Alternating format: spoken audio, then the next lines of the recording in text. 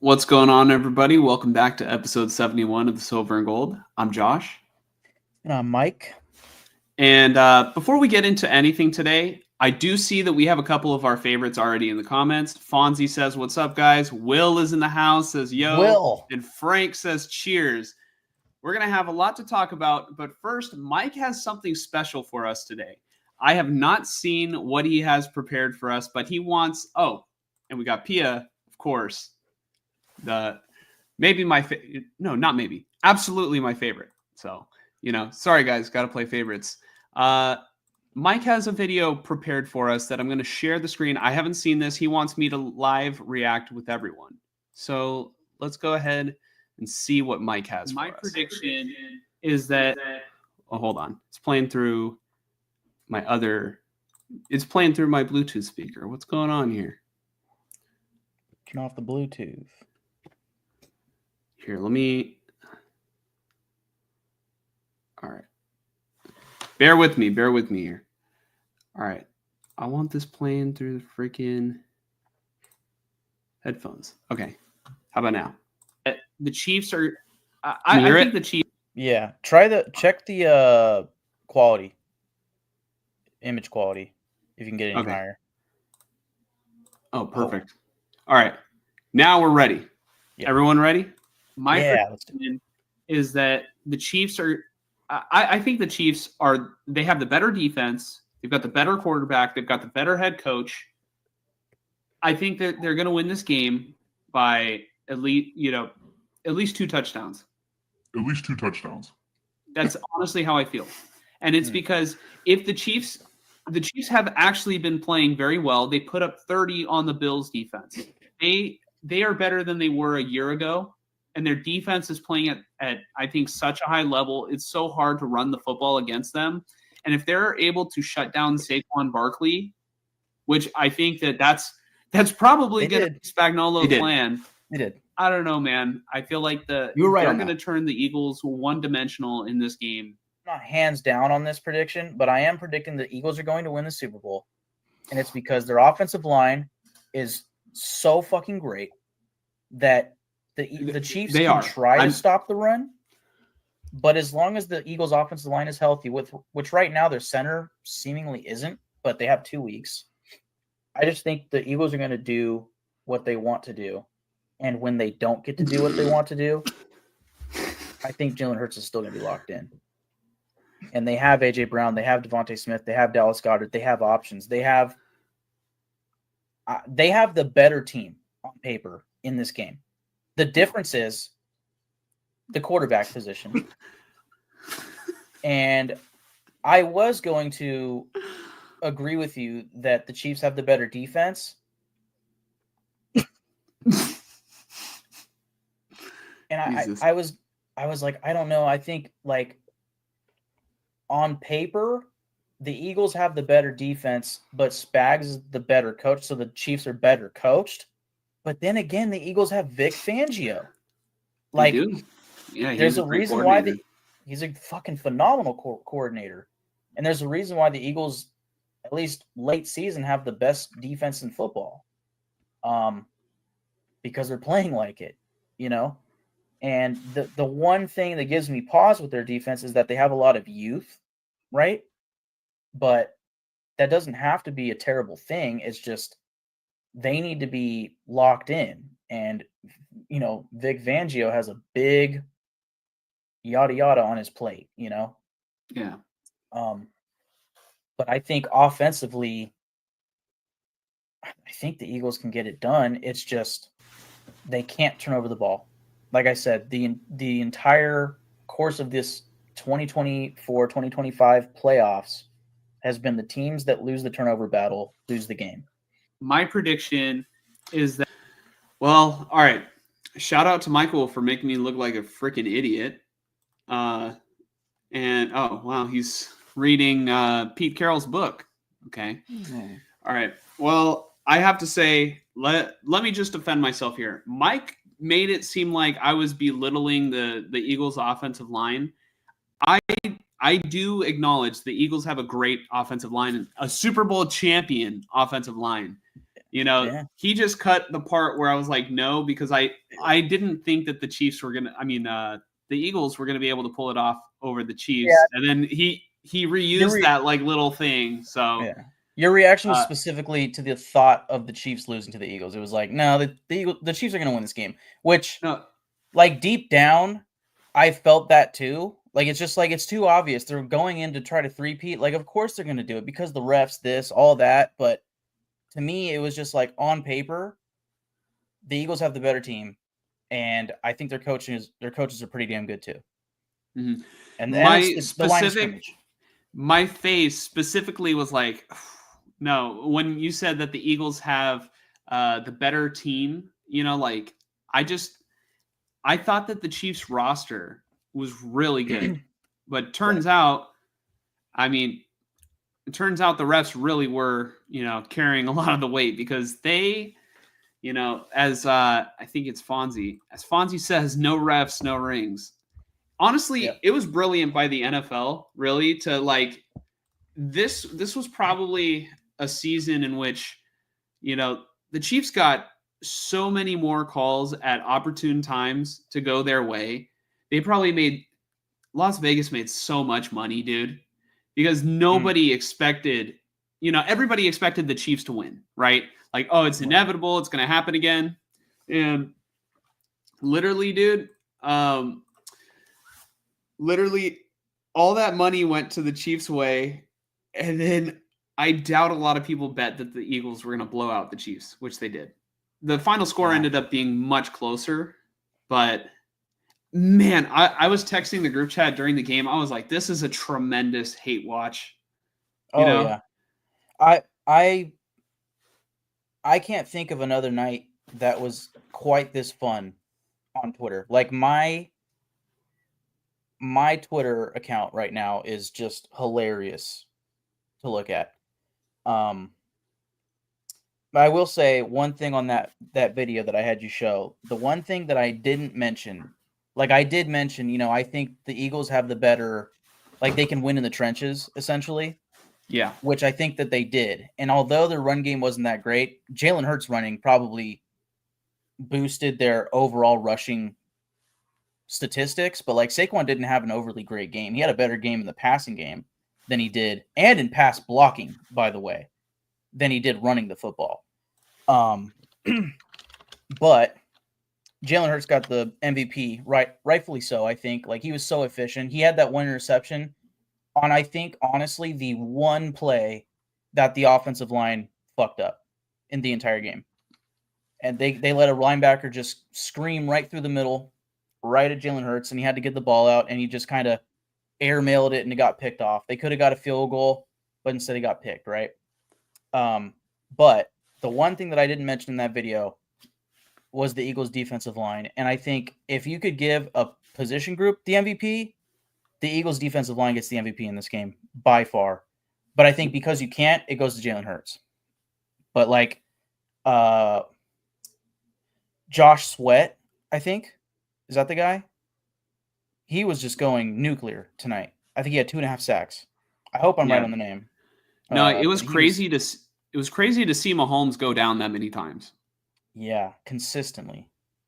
And I have to say, like, going back to like the NFL kind of like selling us this way, the fact that Tom Brady announced this game, I don't know that there is a singular game in the history of the NFL that does more for Tom Brady's legacy that he didn't play in than this one. Because, up until this game, I think it was like, all right, people were saying Mahomes is the greatest, the greatest quarterback we've ever seen. As of right now, he's already the GOAT. He's been to the Super Bowl this many times.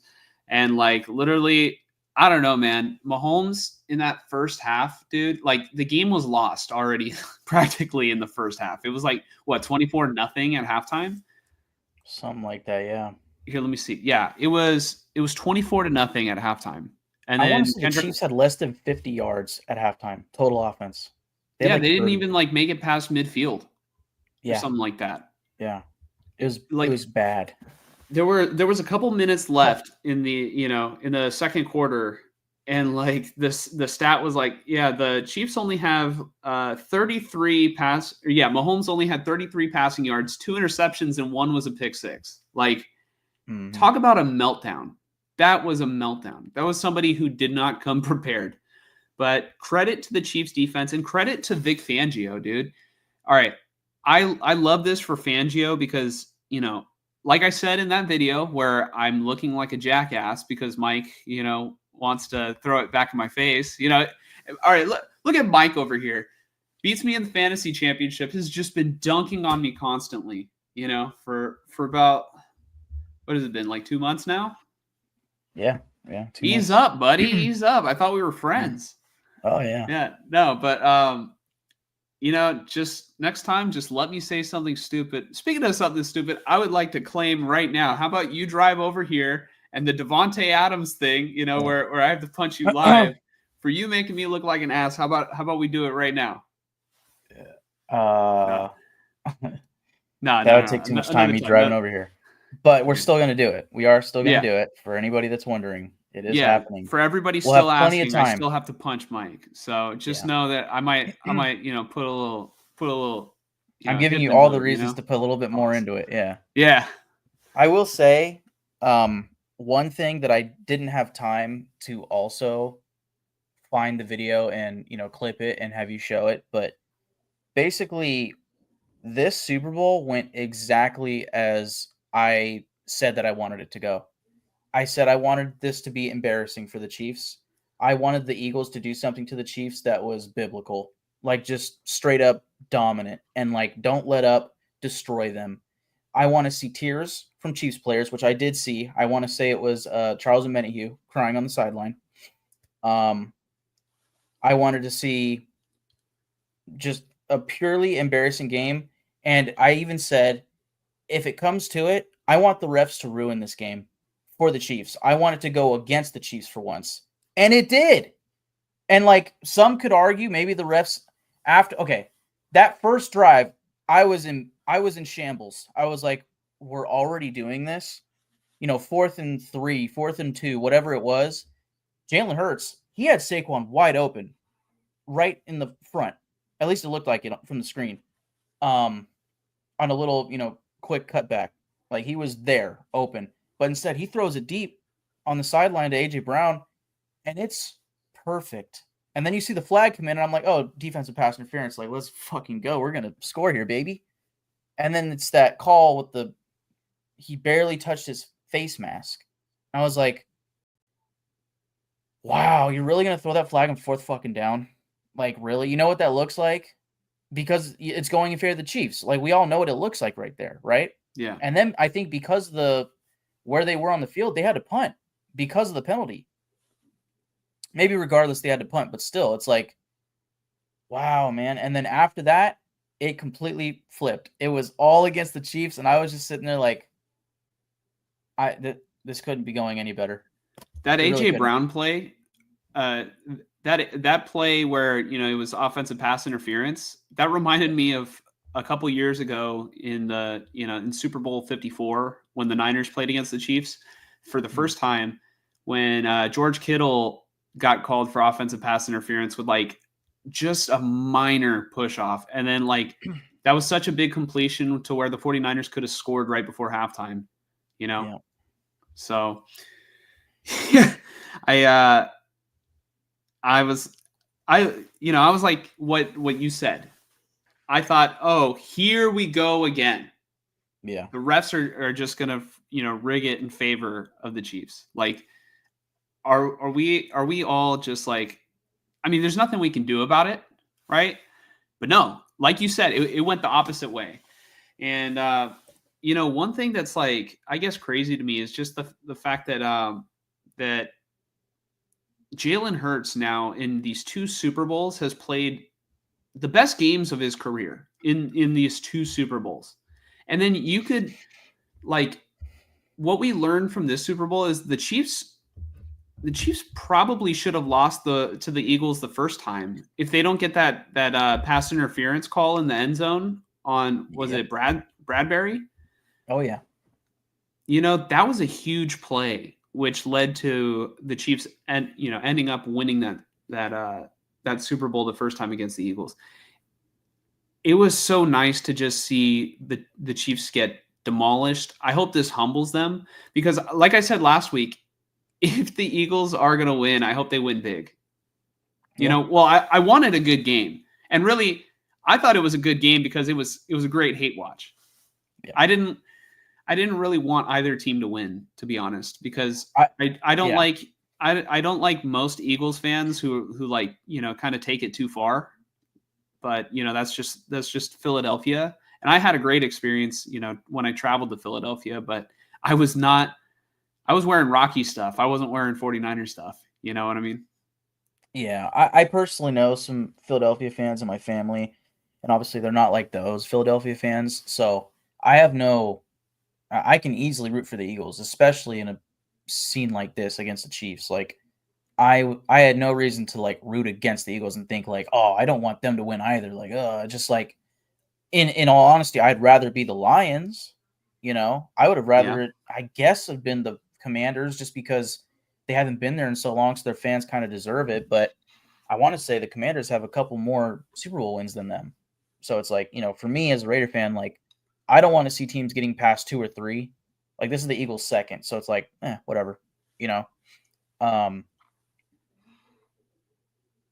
Yeah, I just I enjoyed the hell out of this game because even when the game was like, wow, this is really out of hand, like this isn't even competitive right now. It's like, dude, Twitter was just going crazy. It was hilarious. And then you had the Kendrick, halftime show, which was really good. And there were a couple memes to come out of that, so I was just enjoying myself. Yeah, my opinion on the halftime show was I definitely really enjoyed it. I like Kendrick, but I feel like he could have chose maybe a better selection of his catalog. I did notice that he chose to play 2 of the diss tracks like against Drake, and I'm just like, wow, dude, like Kendrick really just called Drake a pedophile, like allegedly on national television. Because I don't think Kendrick actually like I think he might have like censored the word pedophile while he was performing it, but like essentially he did mention Drake, like, and that's the song that's notorious for like I guess calling him that. Yep. No. Yeah. Especially he had the entire stadium and quite possibly the entire country that aren't Drake fans saying A minor. Yeah. So Kendrick definitely, I think, had a good halftime show. I think it could have been a little bit better, but it was good. Yeah, man, I did not pay attention to like a single commercial in this year's Super Bowl. I don't know how you feel about it. There was one commercial that made me laugh that I can remember, and it was the one with the sloths. I forget I don't even remember what it was for, but it was just some dude threw I think it was some type of drink. Like it might have been an energy drink. I don't know. The dude threw an energy drink at the sloth, and like all the sloths are obviously going really slow. So like the sloth slowly put its hand up, and the drink just goes right past his hand and hits the wall and like breaks a window or like a picture frame. That's the only moment I laughed at. Mm-hmm. So yeah. Yeah. No, like you said, Twitter was on fire today because the Chiefs, with the Chiefs' downfall today. Yeah. So, other than that, like actually talking about the game, the final score ended up being 40-22, and Jalen Hurts on the stat sheet passing wise, he was decent. Just had the one interception, like you said. Oh, I think he went great. He went 17 of 22. Yep. Very efficient, 221 yards and 2 touchdowns. But where Jalen Hurts, I think, really changed the game was with his legs, because Saquon Barkley, the Eagles' supposed best player, had 25 carries for 57 yards, which comes out to about 2.3 yards per carry. Jalen Hurts had 11 carries for 72 yards, which is, 6.5. And then obviously they had the tush push touchdown, right? Can I say one thing? Yeah. I don't think that he changed the game with his legs, or like that was the standout feature for him tonight. I think that was what elevated their lead. Like this, once the second half started, he started running more. I think what changed the game was his efficiency. He was efficient in this game, like passing the ball. Like he was extending drives by passing the ball. Second half of the game, that's when the Chiefs started getting a little bit more pressure, and that's when he started running the ball, and he was getting 10-yard chunk runs every single time. Well, when I say that he changed the game, it's just that the Eagles were playing ahead of the sticks so often because Jalen Hurts was able to just, pick up yards by running. And I don't know, he was their running game today. And, he picked up the slack where, the Eagles' rush defense, they really sold out to stop Saquon Barkley, and they did a great job. The Chiefs, yes. The Eagles' rush defense did a great job against Saquon Barkley. You just said it again. The Chiefs' run defense. Sorry. Yep. You're good. Sorry, Mike. I promise. Yeah. I haven't had anything to drink tonight. I promise. Yeah, you're good. I will say, though, like, there were some throws from Jalen Hurts tonight that were really impressive. A couple on the first drive. There was one, like, a big third down to Devontae Smith. That one to Jahan Dotson that looked like a touchdown to open the game, and then, or not open the game, but the second drive. Then they get down on the one, and obviously Jalen Hurts gets the rushing touchdown. The later touchdown to Devontae Smith, like, that was the dagger. That was the one that was like, yeah, this game's over. It was like, I don't know if that's when they had 24 or they had 31, but whatever it was, they scored that to Devontae Smith, and it was like, yeah, this game's over. Like, Hurts was just, I think he was killing it. He might have had one or two really inaccurate passes. Other than that, he was efficient. Yeah, no. And then, man, that deep ball to Devontae Smith. Yeah, that one was crazy. And then, honestly, like, he was pretty accurate all game. Even the touchdown to AJ Brown, it was perfectly placed where AJ Brown didn't have to like stop and wait and get it. He was able to, kind of hit him in stride and get into the end zone for the touchdown. I was honestly, this was a Jalen Hurts legacy game. This absolute, like, I have been underrating Jalen Hurts.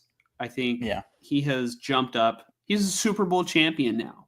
He beat the Chiefs. So yes, he is. Yeah, Hurts so good. But let's get to the comments because I see we have a lot of comments tonight. Everybody's celebrating. When the Chiefs lose, everybody wins. Mike, you ain't right. Probably laughing at the video. Yeah. So probably, you shouldn't have done that to your friend. Pia's laughing at the video. Love the edit, bro. Thank you. Will and Fonzie loved it too. I had like an hour to get that. No three-peat. Raider Nation for life, says Emerald Knights Photos. Thank God we don't have to hear about that for the rest of our lives. As a Raider fan, oh my God. Thank you. Oh.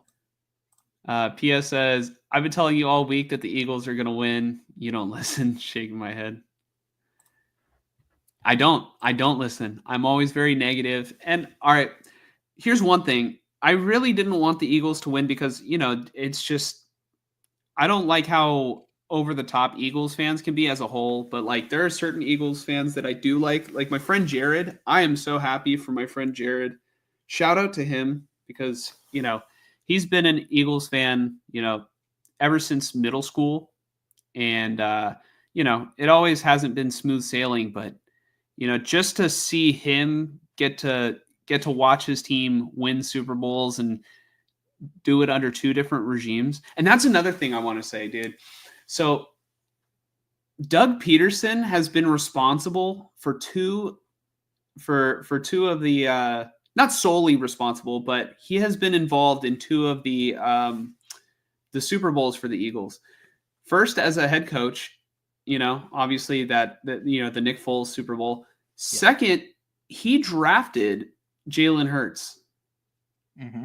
And Jalen Hurts won them a Super Bowl. Yep. And I guess you could say was the GM Roseman.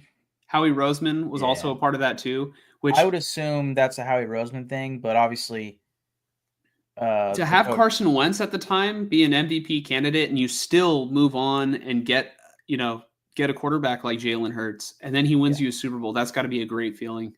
well, That's an I remember- organization that knows what it's doing. That is yes, exactly, and a general manager. Like I think all the talk tonight about all the defensive line, Jalen Hurts, Nick Sirianni, Cooper DeJean, this guy, that guy is like, look at these integral pieces and how important they were to this game to win this Super Bowl. At the top of the list is Howie Roseman. Absolutely, that dude has done a fucking masterclass at team building. Especially the defense. Like he rebuilt that defense in 1 year, maybe Yep. 2. However many years he's had Vic Fangio there. And that's the other guy at the top of the list is Vic Fangio. That's why I emphasized him in that edit, because to me, he should be getting the MVP, really. Yeah, But, Vic Fangio. Love to see it. I remember us having a podcast where I talked about that maybe a year and a half ago about, I think I was talking about the Niners, like with this upcoming contract thing with Purdy. It's like, well, do you re-sign him to the mega deal or what do you do? And my thought process was, well, you should keep like throwing darts in the draft at quarterbacks because you never know. You never know when you're going to find the next Brock Purdy. Chances are Mr. Relevant isn't going to be a starting quarterback ever again. Chances are, never say never, but you could throw a dart in the 4th round and you might find the next Dak Prescott. You could throw a dart in the 3rd round, you might find the next Russell Wilson. 2nd round, the next Jalen Hurts, right? The difference between those 3 is that Dak Prescott hasn't won a Super Bowl, but still he's the highest paid quarterback for a reason, right? You never know. That's the thing that Howie Roseman did was, Carson Wentz, MVP candidate. If that were the Raiders, the Cowboys, probably the Niners, I don't know, they wouldn't draft another quarterback. But because Howie Roseman's Howie Roseman, they drafted Jalen Hurts, and look at them. And look at Carson Wentz. Yeah. No, great organizations do that. The 49ers used to do that. The 49ers literally, Joe Montana and Steve Young, perfect example. They didn't draft Steve Young. They took him from Tampa Bay, but Bill Walsh was always looking for, the next quarterback, and he found it in Steve Young, and then eventually won a Super Bowl for the team. And then I want to say, look at the Packers. Like, the Packers, they drafted Aaron Rodgers and had him behind Brett Favre, right, for a couple years. And then, they did the same thing with Jordan Love. We'll see if it long-term, works out for them. But Jordan Love has kind of been a roller coaster, I would say, a little bit. But for the most part, promising. Right. I'm still stuck on the Carson Wentz and Jalen Hurts thing. Like, not to change the subject. Finish your thoughts here. Well, I think I kind of got through my thoughts, but I can keep going through the comments because our comments are on fire today. For sure. Just for a second, let's continue on that quarterback topic, just because now it's like brewing in my head. Nice, Will. Like one thing to further that point of like drafting quarterbacks. Like I remember the topic was something about like just smart organizations, draft. They're in the quarterback development business. Yes. Part of that is because look at the Niners a couple years ago. When Brock Purdy gets hurt against the Eagles in the NFC Championship, if you had a backup quarterback that was ready to go, you might be able to win that game.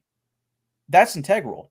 Like they were on their 4th quarterback in that game, dude. They ran Trey Lance up the middle, broke his ankle, and then Jimmy Garoppolo tried to evade a sack and broke his foot, and then Brock Purdy with the UCL, and then poor Josh Johnson goes in there, gets his head smashed on the ground, and then he's got a concussion, and then all of a sudden McCaffrey's playing quarterback. Right. So point being, Josh Johnson sucks, right? Let's just say in the perfect world that Jimmy Garoppolo was healthy. Or let's just say in the perfect world that Trey Lance was healthy and he was actually a solid playable quarterback.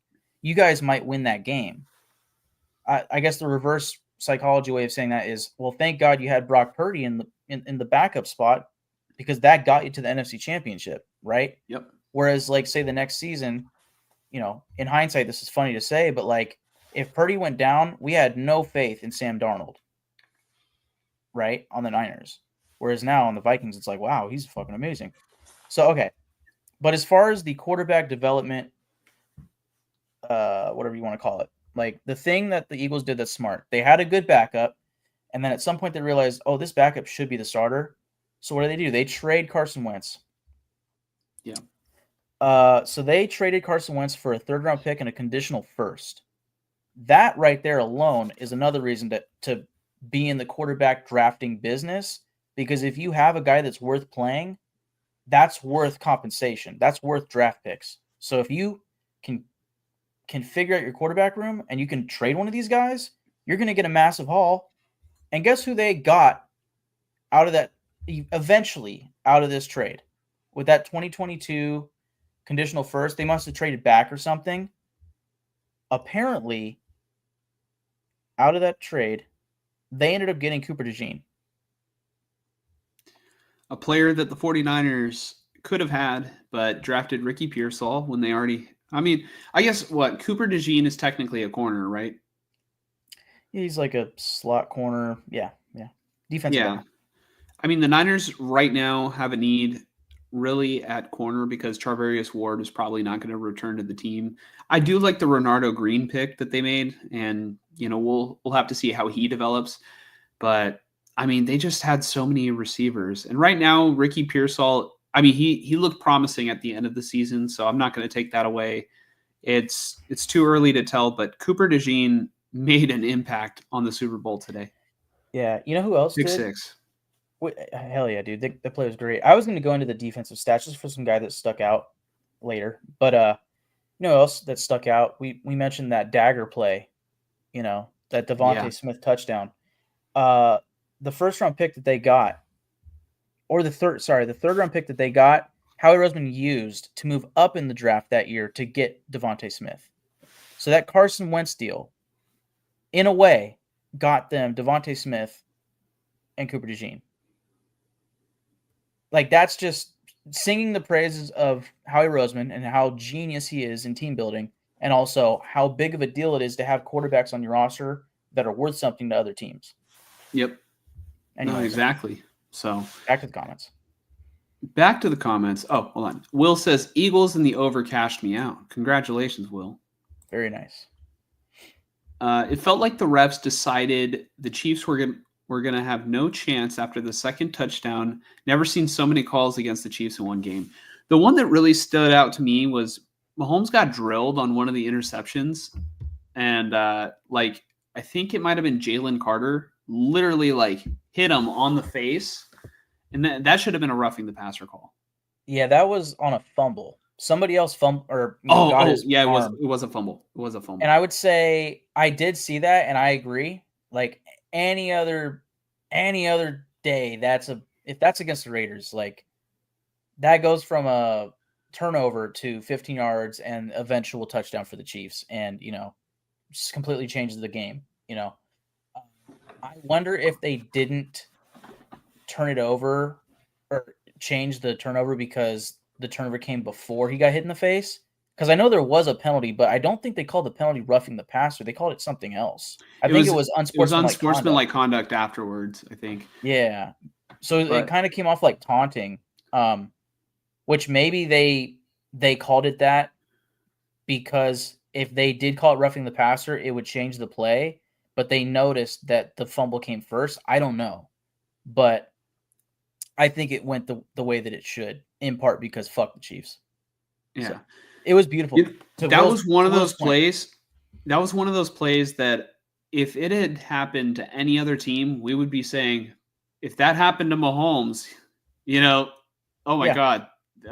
He not only would they get that call, but they would probably hold that entire family hostage and execute them publicly. Hey, maybe on the national scale, the NFL said, "Hey guys, refs, man, they're catching on." Yeah, they're catching on. You got to just throw this game, man. Like, sorry to the Chiefs, but we gotta stop all these people from thinking this thing's fixed because they're not going to care anymore. You know, they have this team that they hate. Let's give them what they want this time. Yeah. I doubt that. I think nothing's rigged. Nothing's rigged. It's just when it's so blatantly bad and consistent, it just feels shitty. But God, tonight was a treat.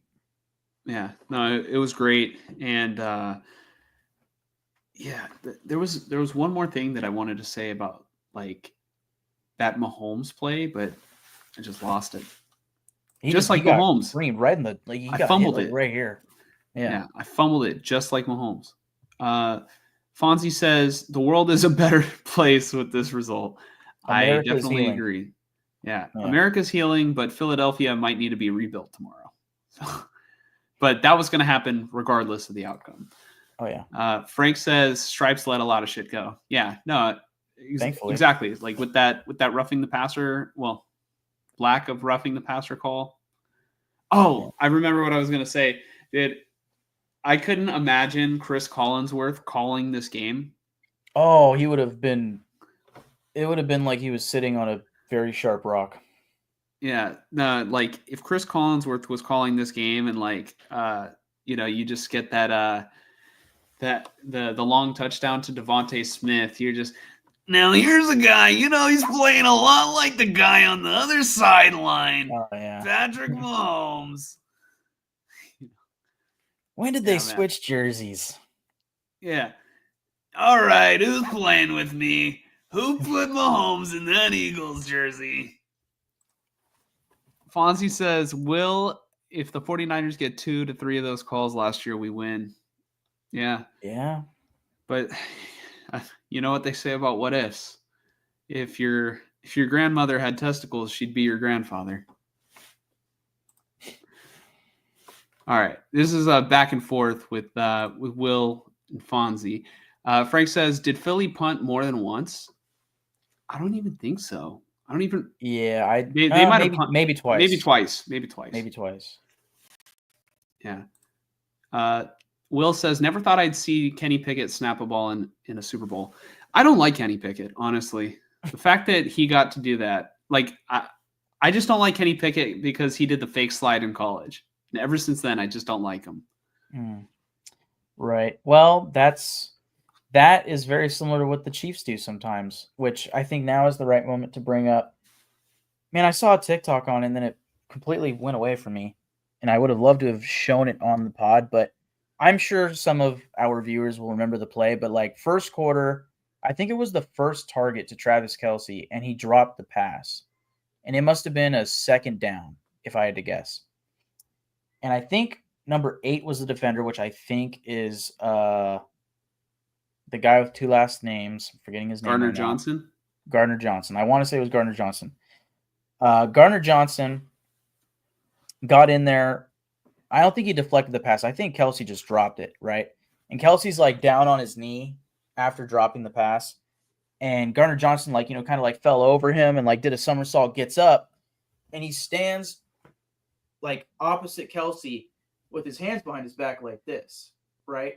And he's kind of just standing there like this at Kelce, like just a statue, but kind of taunting in a way, but like stoically, like not like obvious, like pointing at him or something like that where he could get a flag. He's just like this, and Kelce gets up and like kind of quickly steps at him, and he doesn't even budge. He just stands there. And what does Kelce do? He just walks right by him. And I was like, that is exactly what Kelce does every single time. Because most of the time, a guy like Gardner Johnson would see him step at him like that, and he steps at him. Kelce gets in his face. Then Gardner Johnson's the second guy, and he's getting the flag for taunting. That is the Chief. That is Travis Kelce to a T. That is him on the field all the time. Whereas, to your point about Kenny Pickett, that's Mahomes, where right before he gets out of bounds, you think he's going out, and then he's either going to take a couple extra steps or he's going to fake a really bad push and get the flag. Dude, Mahomes did something like that today. He ran to the right, and he it looked like he was going to step out. He was like toe tapping the sideline and then just completely runs back into the field of play. Yeah. And I'm just like, man, you can't tell me the defenders didn't like at least slow up a little bit or know that like, all right, we can't hit him. He's about to go out of bounds. Yeah, I as much as I'd like to say like, yeah, they should flag them for that. Like I think it should be taught better by defensive coaches. Like, hey, I don't care how close they are to getting out of bounds. Don't shove them because then you're going to get a flag. Make a wall. Put your arms out and don't let him get past your arms. And just guide him out of bounds. Put your body up on him like a basketball player and just guide him out of bounds. But don't push him. Keep your arms up and just push his ass out of bounds. You got to do that. If I was a coach, I'd say, look, dude, you're going to get penalized anyway. Make it count. Make it count. Yeah, maybe the Raiders. But, credit to Nick Sirianni for having his team prepared for like that Kelsey moment of like trying to instigate you into, committing a 15-yard penalty and then just, all right, I'm not doing anything, because at the end of the day, what's really going to humble the Chiefs is not, oh, I wanted to start a fight with them in the middle of the game. It's all right, I'm hoisting the trophy and you got embarrassed on national television. Yep. We never got in your face and fought you and like, ha ha ha, dude. We just out fucking played you, period. Like, deal with it. That's what the Eagles did. And yes, credit to Sirianni. Not to go too long on this, but I know last week or 2 weeks ago, I think we had a few comments maybe about Sirianni. And like I've said this a couple times, I think that he has like the most punchable face in the NFL. Mm-hmm. I think I could stand by that. And I don't remember. Hopefully, I didn't call him like a dick or anything like that. But I know I did see a couple of videos of him this week in like the Super Bowl week, prep media stuff. God, I want to do that next year. That'd be great. That would be great.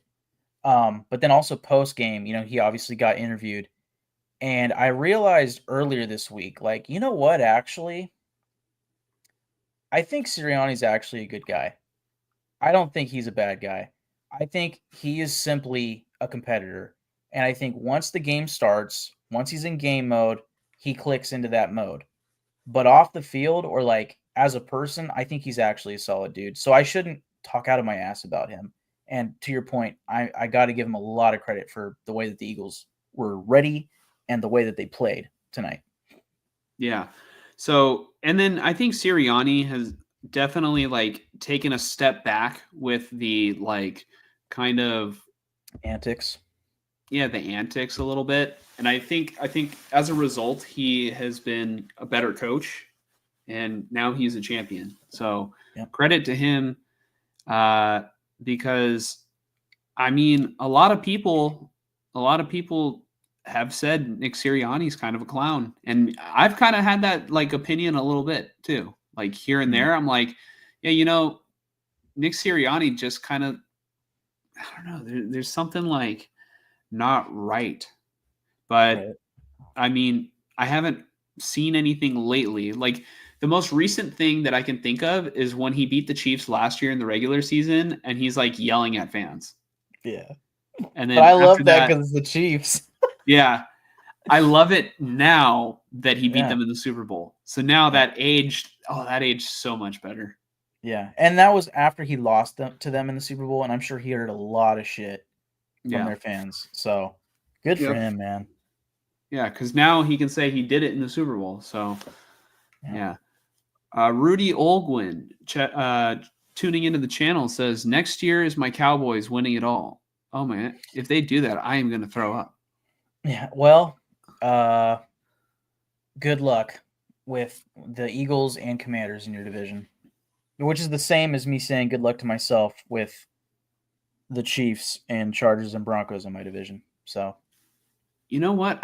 Rudy, you can confirm or not in the comments, but I went to school, he was maybe like 2 years younger than me or 2 grades below me. I went to school with, I want to say he is a Cowboys fan. My friend Eric Olgwin. If you're related, let me know. Because, Cowboys and just Olgwin steps out to me. He's, I haven't talked to Eric in a while. Hope he's doing good. But yeah, that's interesting. Frank says, sure, Rudy. Fonzie says, when the Chiefs beat us the first time, we called out the BS. Everyone called us whiners. That is true. I'm glad now all other 31 fan bases see what it really was. Yeah, no, everybody does now. Everybody does. And well, I guess, because that was their first win, right? 2019. Yeah, 1000%. Everybody's caught on now because they've been in what 5 of the last 6 Super Bowls, and we're tired of it. Yeah. Yep. Rudy says, thanks, Frank. At least you agree. Fonzie says, George Kittle. Yes, sir. 49er Media tuning in says, sub Josh and Mike. 49er Media, welcome back. 49er Media says 49ers need to focus on the trenches badly. Dude, I think I was talking to my dad at dinner right after the game ended. Like, game ended, boom, dinner. I think the Eagles put out the fucking blueprint for how to beat the Chiefs. And it's just beat them in the trenches. Just beat them in the trenches, have a pass rush. Yeah. Well, it's football 101. The Eagles did it with football 101. The trenches matter. Yep. The Eagles have one of the best, if not the best, offensive line, which, they have one of the best offensive lines, and they have the best defensive line in football, which I thought might have been the Chiefs, but not today. Yeah.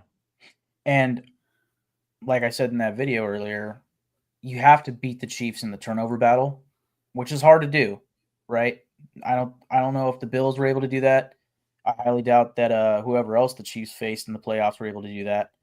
But the Eagles were able to do it, right? You got to force turnovers somehow, or you got to force them to punt the ball, basically, and that's with the pass rush. You know what I miss in Super Bowls, Mike? Oh, I'll tell you one thing. I think this is like a not recency bias, but like there's something about seeing something current, like it's live, like right now. It's like sometimes it feels like the scope is big. Like if you watch the New Year's ball drop on like a certain channel, it's just like, oh yeah, this feels right. Like whichever channel that would be, I don't fucking know. Yeah. But then maybe let's say you watch it on like PBS or some random or like Nickelodeon, and it's just like, this feels weird, Like for some reason, these Super Bowls don't feel as grand as they used to. Maybe because of Mahomes and just like it's the same thing over and over again, which it was with Brady. But I think maybe part of that, this might seem weird or something, is like because I'm getting older, like I'm the same age as Saquon Barkley. I'm the same age as these guys that are out on the field, just playing the best football in the world. So it's not as like grand to me, if that makes sense. Whereas like as a kid, it's like, whoa, like these dudes are legends, like Drew Brees, Aaron Rodgers, obviously Brady, Peyton Manning, right? Where now it's like these guys are my age, and I'm like, all right, obviously Mahomes is going to be known as a legend. I don't know how to explain, but it just doesn't feel as classic. I'll say that. What I miss in the Super Bowls is the flash photography. Oh yeah, in the stands. Oh, opening kickoff. Yeah. Yeah. I miss that so much. There was something special about it. Like you were in an arena, Yeah. Shit was about to go down. And it was every year. I remember that, like every year that opening kickoff, it was all these flashes. And then, iPhones became the big thing and people started turning off their flash. Yeah. I jumped Fonzie to the front of the comment line because, this is exactly what it is. I think it's because now with all the media available, we're able to see what it really is.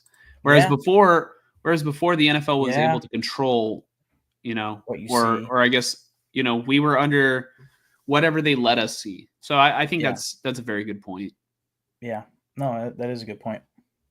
Or it's like I'm not overstimulated, but I'm oversaturated with content you know, whereas like before it used to just be like that one thing, and it was always it's a good production from the NFL, you know. Yeah, 49er Media says, I wouldn't be mad if we used all our picks on offensive line / defensive line. That's what I wanted them to do last year, Mike. Remember, I was like, offensive line, offensive line, offensive line. Yep. And I mean, now I still wouldn't be mad if they did it. It's just, all right, you need to move McKivitz from right tackle to left guard. You need to sign a center in free agency and then draft a tackle. Yep. Probably a tackle that can play both right and left tackle, who has been able to play both in college, because if Trent Williams decides to retire after this year, what are you going to do?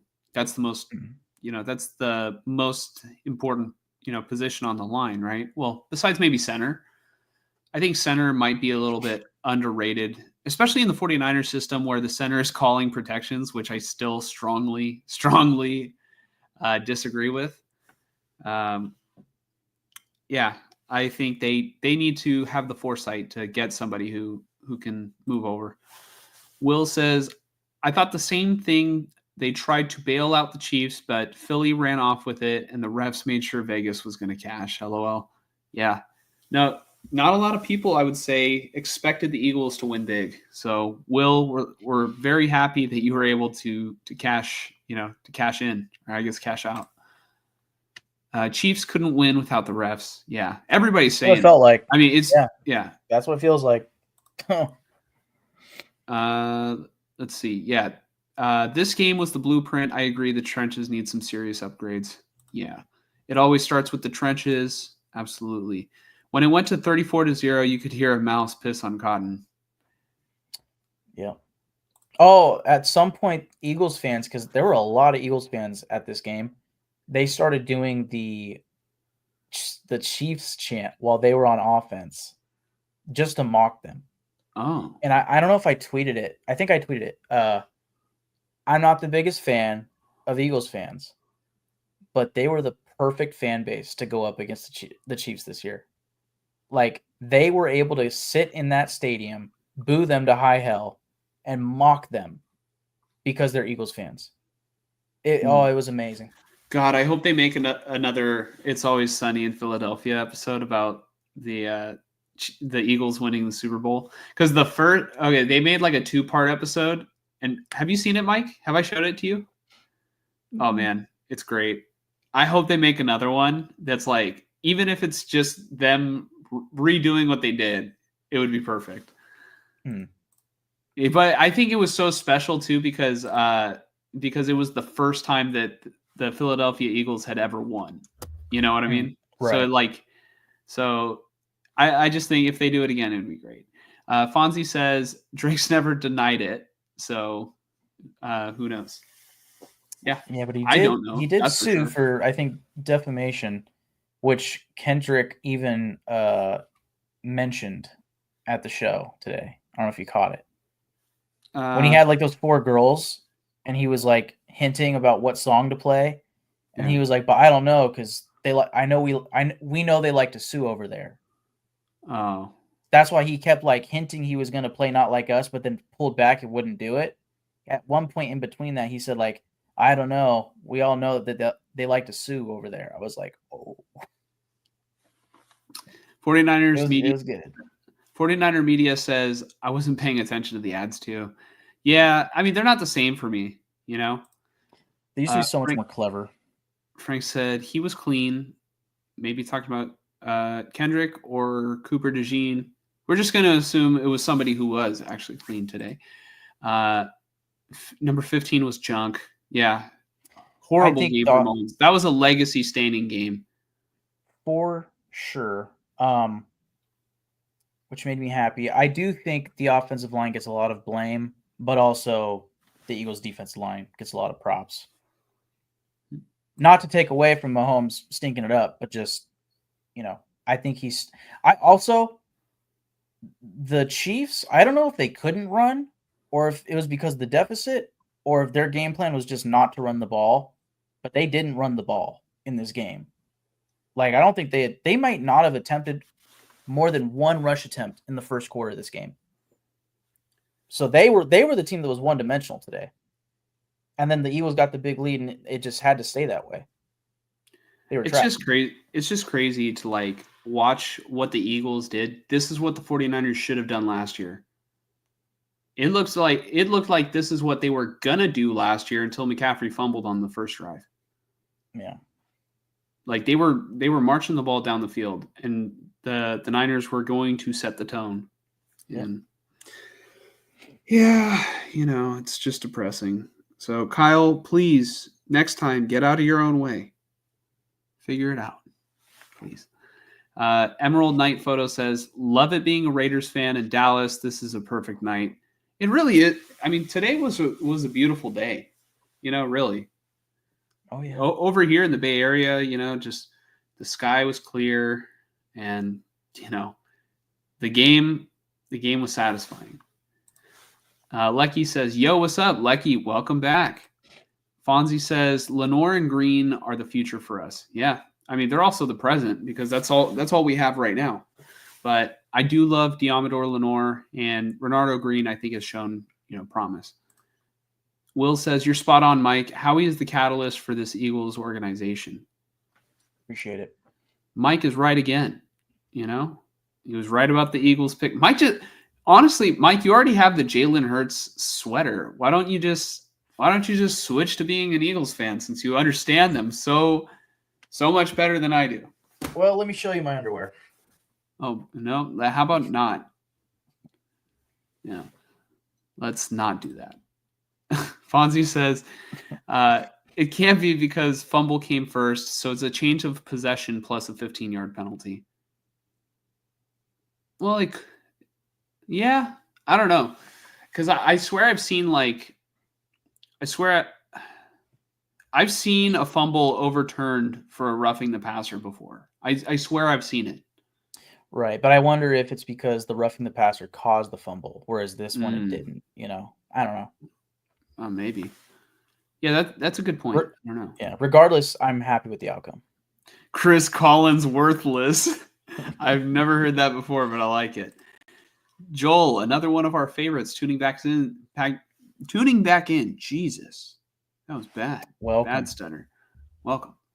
Didn't expect this outcome, to be honest. I don't think anybody did, really. Yeah. No, I think we're all smiling extra bright, and hopefully can smile bright this offseason. Honestly, hey, what more could both our fan bases want? Okay. I wanted the Chiefs to lose. You wanted the Chiefs to lose. We're getting the coaches that we want.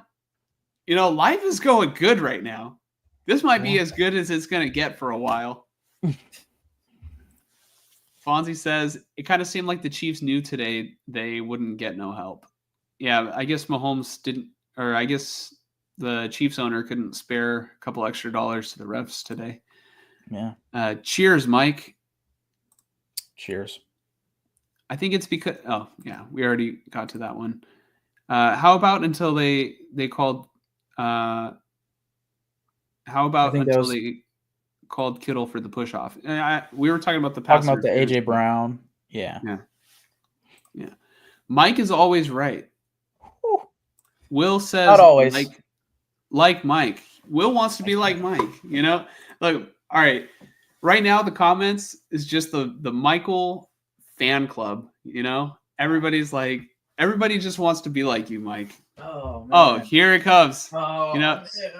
Yeah. Oh, here it comes. Oh, I'd like to thank the Academy. Oh, look at it. Fantasy football trophy right here. God, it used to be in your background last year, right? Oh, that's weird. Hey, why don't you go through the names on the trophy? How about that? Let's go through it. Yeah, let's go through them. All right. Shout out Jordan Firestone. Yes. Lorenzo Carbajal. Yeah. Joshua Knudsen. Knudsen. Jordan Firestone. Joshua Knudsen. Joshua Knudsen. Mm-hmm. Michael Forrester. Joshua Knudsen. Michael Forrester. Yeah. Fonzie, I think after seeing how many times my name was on the trophy, says he doesn't want to be like you. As a Raider fan, probably. Yeah. Oh my God, dude. Thank goodness. Great point, Fonzie. I just read Swift on your comment. I didn't even, But you're knew what he making was a saying. fantastic. Well, I haven't even read the comment yet, but I read Swift, and I'm like, I didn't even think about Taylor Swift or mention her in this entire recap. We've been talking for an hour, haven't mentioned Taylor Swift once. Oh my God. Thank the Lord. Yeah. No, they did a good job, thankfully. Pre-game, they were showing her a little bit. They were talking about her. And then once the game started, they didn't show her until like maybe once in the third quarter or something. Like they did a good job, thankfully.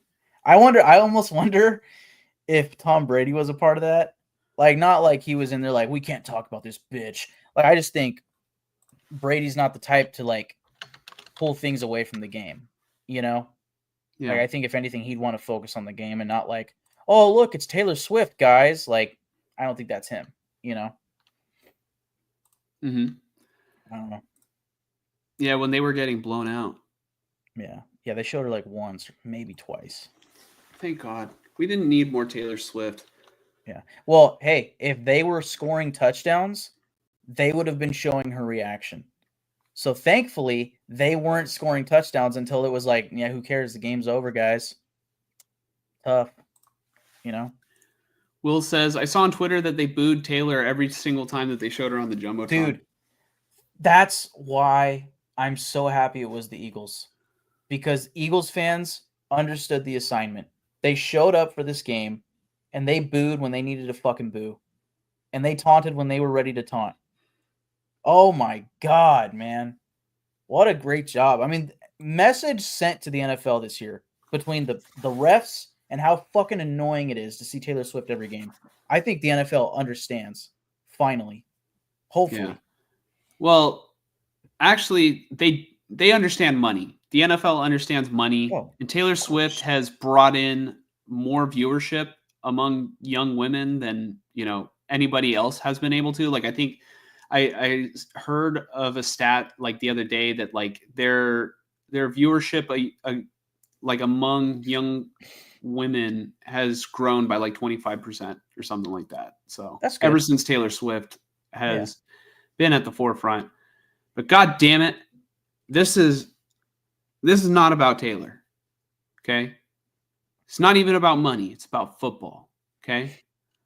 And I do want more people to enjoy football, but at a certain point, give us a break. We don't want to see her all the time. Yeah. Frank says they showed Taylor once and Trump once. Yeah, I didn't see Trump. I must have been looking away. They showed Trump, I think, during the national anthem. Oh. Yeah, I was very much into the chips and salsa at that point. Yeah. Keep the same energy for your golden child, scoring or not. What is it, NFL? Yeah, Mahomes. Yeah. Also, Kelsey not getting any meaningful touches helped a lot with not getting Taylor engagement. LOL. And dropping the ball. Like the first 2 times he got targeted. I was joking around with Pia's dad. I'm like, because one of Pia's older brothers was like saying, yeah, what about that conspiracy theory that Travis Kelce was going to propose to Taylor Swift after the game, if they won? And I'm just like, I could just imagine right now, like, Travis Kelce had this plan and, he's like kind of tearing up. Like, even though I lost, I still love you. Will you marry me? She's like, I don't date losers. Get lost. She's just like, we are never, ever, ever getting back together. Well, actually, Taylor Swift, I think, grew up an Eagles fan. So I don't know. I don't even know if it's a win-win for her. So no matter what, Taylor Swift wins, everybody loses. Yeah.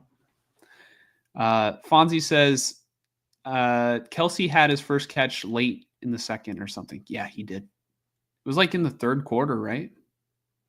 It's like it was late in the game, though, way later than usual.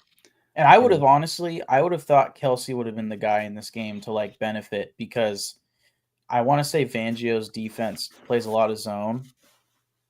And I could be very wrong, but I want to say I know on the 2-point conversion, I'll say that for sure. I know on the 2-point conversion on their first score, DeJean was like pressed on Kelsey.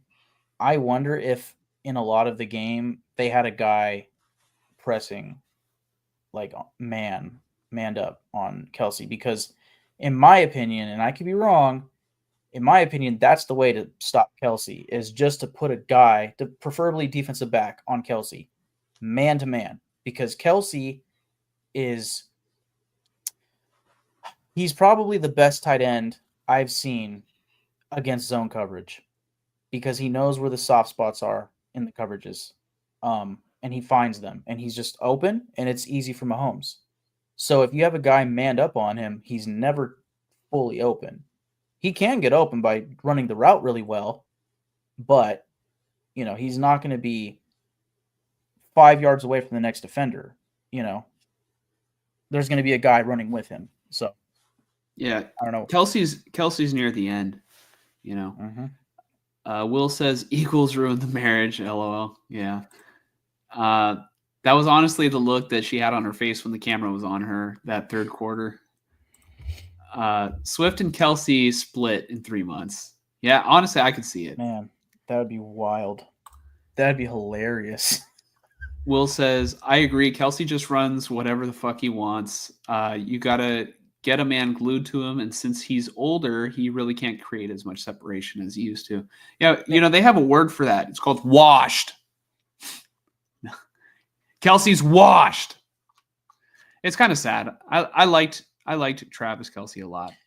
I really did like him too. Even as a Raider fan, I thought he was a great player. All those things he still is. It's just he's near the end, and he became more and more annoying with time. Like even before Taylor Swift, like he became this really, like I said, like the stepping up and walking towards the defender. Like he did all that shit way too much. He's the Draymond Green of the Chiefs. That's what he is. Mm-hmm. Will says, spot on, Josh. Like Josh. Like Josh. I don't know if Will's trying to say, he wants to be like Josh now. He wanted to be like Mike. Now he wants to be like Josh. Or if he's saying that Kelsey is washed like Josh and I'm washed. And that's why my name isn't on the trophy this year and yours is. Yeah. Fonzie says, Kelsey has never been better than Kittle.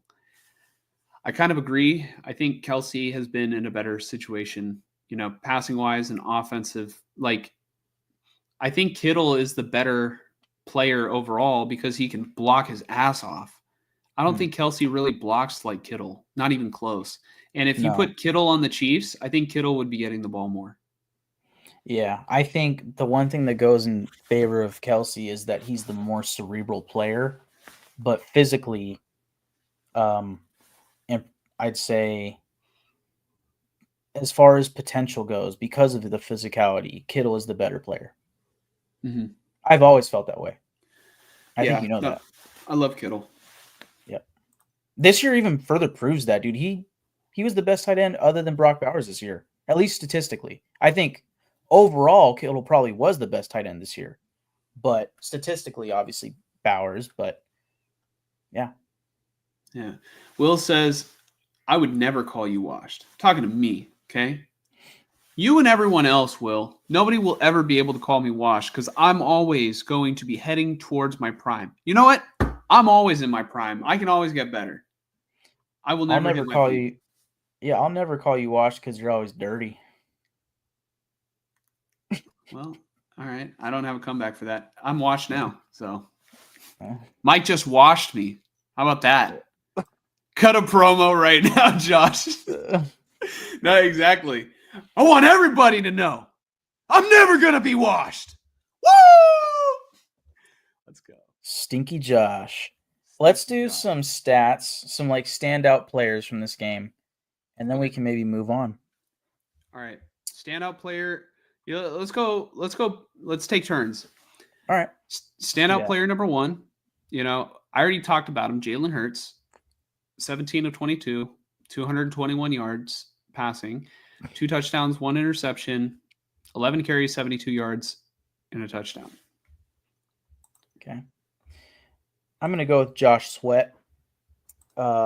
6 total tackles, 2.5 sacks, 2 tackles for loss, 3 QB hits. Very good game. I think he was at the forefront of the I wish I could see the pressures, dude. But he was at the forefront of getting to Mahomes tonight. Mm-hmm. On the losing side, but Xavier Worthy, 8 catches, 157 yards, and 2 touchdowns. He had a great game, but it That came late- after it was like, the Eagles are just trying to bleed it out. Yeah. That late touchdown from Mahomes to the receiver, forgetting Worthy, that was vintage Mahomes. And honestly, I'm looking at the stats here. I mean, what do you expect when a team's up 40 to practically nothing, or maybe 34 to nothing, whatever it was? Of course, there's going to be garbage time points. You know, I was hoping for the blowout. Like, I wanted it to be as embarrassing as possible. Mahomes' stats don't look as bad as they really were. Like, when you look at the stats, which this isn't my next player to note, but now I just want to read them off. Mahomes went 21 of 32 for 257 yards, 3 passing touchdowns, and 2 interceptions. That doesn't even sound that bad. The 2 interceptions not good, but like he still threw 3 passing touchdowns and 250 yards. That's not bad. And for like today's Mahomes, 250 yards is like right around his average. Whereas in the past, it used to be like 350. And he'd maybe get like 4 touchdowns and no interceptions. It was like, dude. But up until like the mid third quarter, maybe 6 minutes left in the third quarter, I feel like he may have barely had 100 yards passing, 2 interceptions, and no touchdowns. He was shitting the bed in this game. So the fact that his stats ended out looking like this, that's garbage time, you know? So. Yeah. Another player that I guess stood out would have to be Jalen Carter. He was fantastic in the game. Let me pull up the stats. I mean, I don't know if it's really going to jump out stat sheet wise as like actual eye test of how dominant he was. But let's see. Jalen Carter really didn't register a stat, but I think he played very well. Yeah, he had Didn't 2 have any QB sacks. hits. Like I said, he had 2 QB hits. I really wish that I could see how many pressures these guys got. The guy that I'm going to bring up is Milton Williams, number 93. I don't know if he's an impending free agent, but regardless, he made himself some fucking money tonight, as did Josh Sweat, who is an impending free agent. But Milton Williams had 4 total tackles, 2 sacks, 2 tackles for loss, and a QB hit. And again, I really would love to know how many pressures these guys had. Mm-hmm. So another player, I don't know if you mentioned him, on the back and forth, but Cooper DeJean. Yep. The pick six. And I mean, he didn't have any game-breaking plays on the special teams. He was the returner. Yep. He played very well. You said that he was glued on Kelsey, so at least on a couple of plays, for sure. The 2-point conversion early on or third quarter. Yeah. And I just want to give a shout out to Oren Burks, and Ty Davis Price, and is Ronnie Bell also? No, he's not on here. Danny Gray, and a couple other former 49ers who finally got their ring. Well, not finally. They're still young players, but it's just kind of crazy. They were buried on like practice squad and like, kind of second string players. They go over to the Eagles and win a Super Bowl. So not all of them really contributed. So, but it's just kind of funny. Like you go from one team, it's like one man's trash is another man's treasure. Excuse me. You're good. Jordan Davis, he had 1 sack, 1 tackle for loss, 1 QB hit. I've named, with you naming Jalen Carter, like we named the entire starting defensive line. Like those are the guys that really got the win in tonight's game, plus Jalen Hurts in the receiving core. How about Saquon Barkley in the receiving game? Yeah. I mean, total 6 he catches for had 40 yards, and then 25 rushes for 57 isn't very efficient, but in the passing game, there was one play where he almost dropped it over by the end zone. Yes, but he caught it. Yeah, but he caught it. He was on the ground and caught it. Yeah, that was a good play. He Yeah, basically had 30 touches for 100 yards in this game. So yeah, not bad.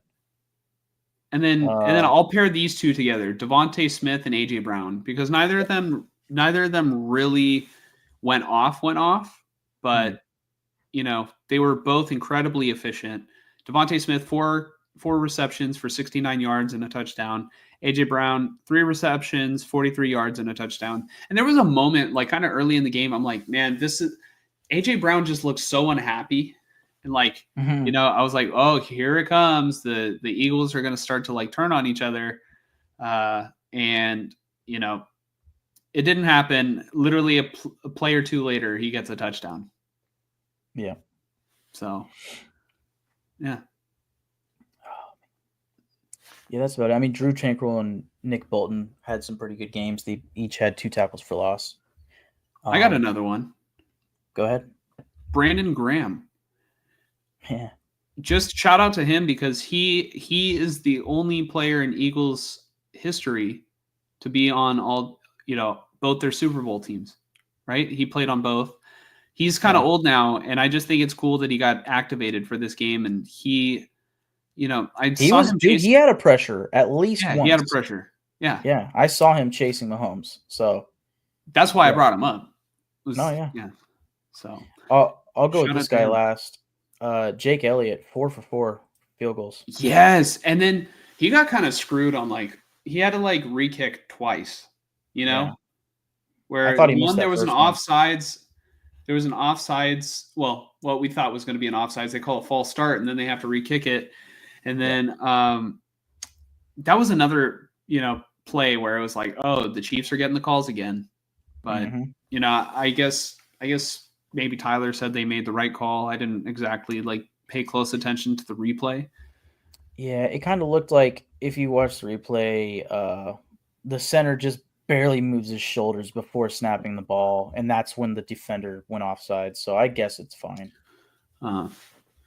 But yeah, and then there was the play later on where was it a false start or did they call it timeout where they just had to re-kick it? No, it was a 5-yard penalty again, and then it went from a 45-yard field goal to a 50-yarder, and he drilled it.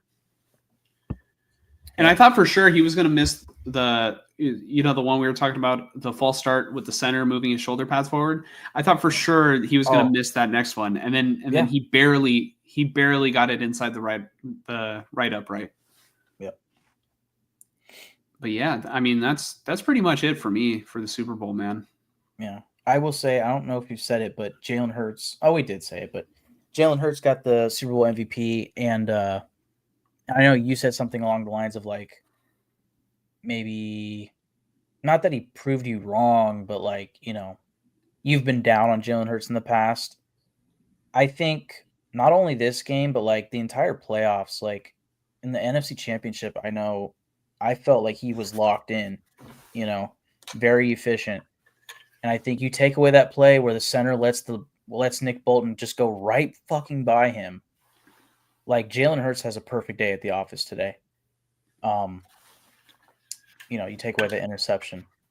And I think I'm happy for Jalen Hurts. Obviously he won me a fantasy championship a couple years ago. And no, I thought DeMar Hamlin did. You could say that, but as far as me getting to that championship, Jalen Hurts was the guy that helped me there, as well as Austin Eckler at the time. But I've for some reason, ever since Jalen Hurts became the starter for the Eagles, I've just had this soft spot for him because, in theory, when he's efficient, Jalen Hurts is exactly the type of quarterback I want for the Raiders. And I think tonight proves that to me. Of like, if you can build your team the right way, which, hey, I heard Spytek say that. That's what he wants to do, is build the team the right way, right? Build the team around the quarterback. If you can have a team with a strong offensive line and a strong defensive line, some pretty damn good positional players, a solid defensive back or two, right? I mean, hopefully a good linebacker. But above all, the trenches. If you could have good trench play and a good team to surround a solid top 10, no worse than top 12 quarterback in this league, you can win. And I think tonight proves that. I don't think Jalen Hurts is a top 8 quarterback in this league. We've talked about it a couple times recently with like Justin Herbert and stuff. But when he's dealing, when he's efficient, that Eagles team is very hard to beat. And that's all you need. And the mobility, like that second half where he starts running 10-yard chunk plays when they get pressure on him, that's why he is the type of quarterback I want. Because if I can have a quarterback when all else fails, make 2 steps and just get 10 yards for free, give me that, dude. That's a fucking freebie. And that's what Mahomes does. And he's not even that fast. He's just savvy outside of the pocket and stuff and avoiding pressure. Like, I just give me that, please. So, good for him to win the MVP. Prove a lot of doubters wrong. Oh, my mic was muted, but give me Patrick Mahomes. When Will said cut promo right now, Josh, he also said Steve Austin theme comes on. So guess what, Will? I made this right here as we were talking about it. Josh 316. Let's put it on a t-shirt. There you go. Let's do it. Cut promo. Frank says Philly coaches and staff got to get a mention. They were ready and didn't have to adjust much after from their plan at all. Yeah. No, exactly. What I like is that Sirianni focuses on the game and is very God damn it, my phone thought I was talking to it. Yes. But yeah, I like that he delegates a lot of responsibilities to his other coaches and brought in good coaches like Kellen Moore. Kellen Moore, but especially Vic Fangio. Oh yeah. That's the one. Oh. Fangio was in his bag tonight. And one thing that scared me about my Eagles pick was that apparently Patrick Mahomes was like 7-0 against Vic Fangio. And I think a big part of that was because those were a lot of Broncos matchups. But still, like, I was sitting here like, well, fuck, man. Like, Fangio's implemented this defense that, like, makes it really hard for teams to have big plays. But you look at the Chiefs, they don't do that anymore. They're not that big play team anymore. They are I think it was Chris Long. I love the Greenlight podcast. I think Chris Long described it as, maybe it was somebody else, described the Chiefs offense as death by 1,000 paper cuts. And I was like, yeah, that's just what they've become. That's what Mahomes is now, is just, what are you going to give me? I'm going to take it, and we're going to march down the field, and we're going to score a touchdown because we're uber efficient. And somehow tonight, they were not that, and it was awesome. So, Fonzie says, wish the MVP could go to a whole group, for example, like the defense tonight. And Mike said more specifically the defensive line. Yep. Joel says, shout out to Hurts. I've been down on him, but he showed up and did what he had to do. Props to him. Yeah, no, that's almost verbatim of what I said. But in the 2 biggest games of his life, both the Super Bowls that he played in, probably the best games that he played. Yep. Fonzie says, that's the quarterback everyone wants. Yeah, in a perfect world, right? Will says, hell yeah, Josh 316. Damn right. I'm the champ. Mike's the champ of nothing. I'm the real champ. Fonzie says, Josh must have an iPhone. I do. I do have an iPhone. Show me the way, Fonzie. Show me the way away from iPhone. How about that? Joel says, that tush pushes is lethal and it's a real weapon. Yeah. Ooh. Yeah, honestly, I kind of go back and forth on the tush push. It's a horrible play to watch, but I think about the problem that the NBA has right now, and the issue with the NBA is that all the teams are playing the same. Whereas before in the NBA, each team had their identity. Like, the Warriors used to be that team that would like kill you long range. And then like the Clippers, back when they had like Blake Griffin, I think Chris it's Paul. DeAndre Gordon. Yeah. Chris Paul. They were like, they were called Lob City, and like, they would have like a lot of alley-oops, dunk on you a lot, play a lot of really good, like, they had their post game was like on point. They were great in the paint. Yeah, they were great in the paint. And so the NBA now, it's just all 3-pointers. Everyone on the court can shoot. And right now the Eagles have the identity. Their identity is like, very much like very offensive line, like, they're dominant on the offensive line. And the tush push is their identity, kind of. They'll scrap for every single yard.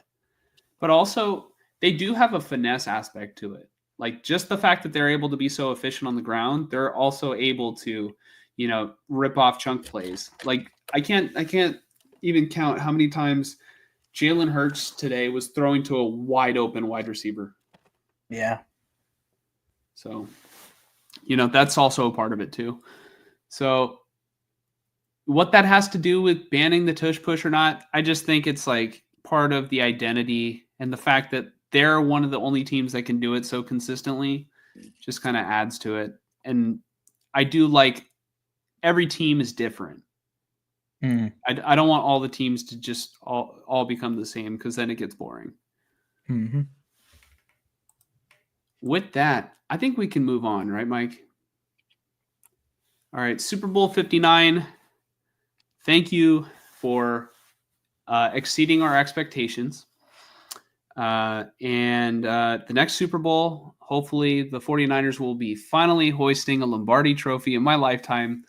And hopefully Mike and I will be going to Media Week. If we can get credentialed. I just hope that stupid guy asking the,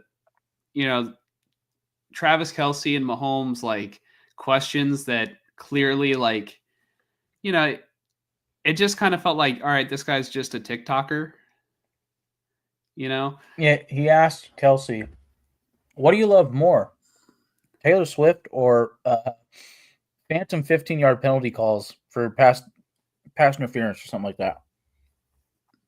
Which was it was funny, but like, yeah, you're being a dick. No lie. It's funny, but like the NFL, like, all right, Travis Kelce might not find that funny, and I just hope the NFL just doesn't use it as an excuse to stop allowing a lot of people in for Media Week. But I think they benefit from having more coverage on the game, I would say. Oh, yeah. So I hope they don't like really throw up more restrictions on that. I hope that we're able to get credentialed, because I've heard it's easy as long as you have like a YouTube channel and talk about the teams, right? Yeah. Can I say one last thing before we move on? Yeah. First off, one hilarious aspect to the whole Super Bowl week was just seeing random glimpses on Twitter of Jameis Winston just out and about. Yes. With Fox. That shit was hilarious. And I said a couple years ago, like, I hope Jameis Winston becomes a TV personality, football Sunday sideline person, like, or in the booth, whatever it may be, or like what Gronk is right now for Fox, right? Like, Yeah. I want to see him every Sunday. And this week was a sign that is going to happen. And I'm so happy. It was also perfect because I think he's from the area. So, like, he was just out and about in New Orleans, just, like, doing random shit, like eating crab legs with people and shit. Is he from New Orleans, or did he just play for the Saints for a couple of years? I don't know where he's from. I guess I should say, I want to say he's from the South. I just don't know where exactly. Dude, I thought it was hilarious, the video of him, eating the W beignet. and then just like asking questions like, "Can I have a job?" To the Chiefs. Yeah. And yeah, like he was asking all the different players, like, where should I play next year? yeah. That was good. And then like with all that being said, what's your favorite color? Yeah. Like Uh, all that lead up to that, to a question, Yeah. and like, oh, what's your favorite color? Yeah, I think it was to Chris Jones. Yeah. His personality is just so infectious. I love And Jameis. he fits like the Southern New Orleans vibe so well for like this week, which gets me to my next and last point with this Super Bowl, which was I was getting so tired of all, and I'm no offense, like I refrained from tweeting about it because I didn't want to get slandered or anything. If anybody agrees with me in the comments, please let me know. Maybe it's just because I just wanted the game to fucking start already. Like I everybody has a certain love for like the national anthem and stuff, but like the over excessive New Orleans aspects to like how the music was being played, right? Like they had the marching band, and then they had for whatever the first song that was played, it was like a lady and a guy, and the guy had like a trombone, and it was just like super. I don't know how to explain it. It's just the Southern New Orleans type of music with like the like again trumpets and shit. I don't know if that makes sense, but Yeah, like the they were playing jazz, to that end. jazz. Sure, and then John Batiste did the national anthem. I sent a text in the group chat. I thought it was hilarious. I kind of forget what it was, but I think you said something like you were just like tired of it. Like, let's start the game. Like, I'm tired of all this. Like, I forget. Yeah, I was being a little sarcastic. I was like, this Super Bowl sucks. They're not even playing football. Yeah, but because like the game hadn't started yet. I was just being an idiot, right? Yeah, but for me, I was sitting there like, this might be the worst national anthem I've heard that isn't named Fergie. Fergie. Yeah, like this might be the second worst national anthem I've heard. And I No, I it's just gotta had be gotten to the third. point. Well, Maybe. I'm sure it was better than a lot of national anthems, like let's be honest. But still, like for the Super Bowl, like an hour prior, I rewatched the Whitney Houston national anthem, and it's just like you're not going to top that. So maybe I did a bad job of like getting ready for that. I don't know. And then Chris Stapleton was another one just recently that was like amazing. And then you had this one where it was just like, I'm so over all the jazzy trumpets, Southern New Orleans music aspect to this. Like, just stop it. And I just wanted to play ball. What would they have to do, in next year's Super Bowl to make it more like San Francisco? Like, would there just have to be like homeless people and like, Hey, all the background artists or background dancers are just in the back like this.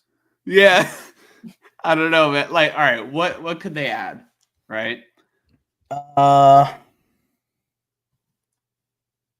to put you on the spot.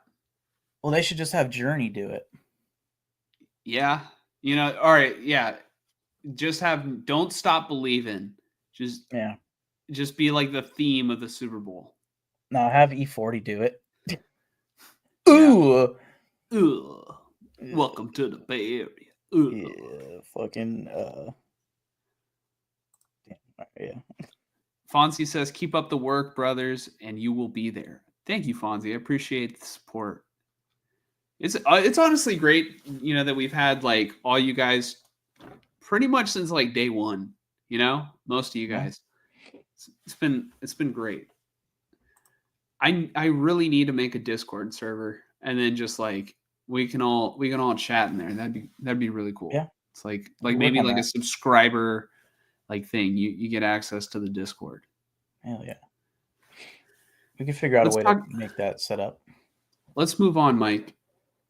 I don't want to talk for too long about this, but I do want to mention that Deebo Samuel has requested another trade from the 49ers. This isn't the first time that he's requested a trade, as he requested one before he got his extension, just a couple years ago. And, I'm going to pull up the tweet right now so that way we can see, where the report is coming from. And, this is from Adam Schefter. And Adam Schefter says, the 49ers have granted Deebo Samuel and his agent Torrey Dandy permission to find a trade partner for the wide receiver, Samuel told ESPN.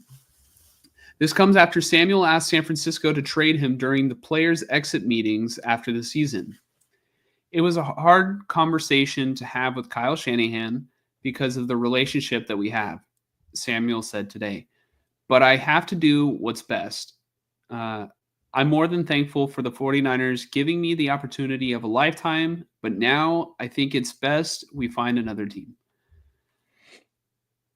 I agree with Deebo here. I think it's time for both parties to kind of split ways. I don't know if maybe the ending meeting kind of gave Deebo maybe the impression that the 49ers were going to have him take a pay cut, but I definitely think that this was not his strongest season.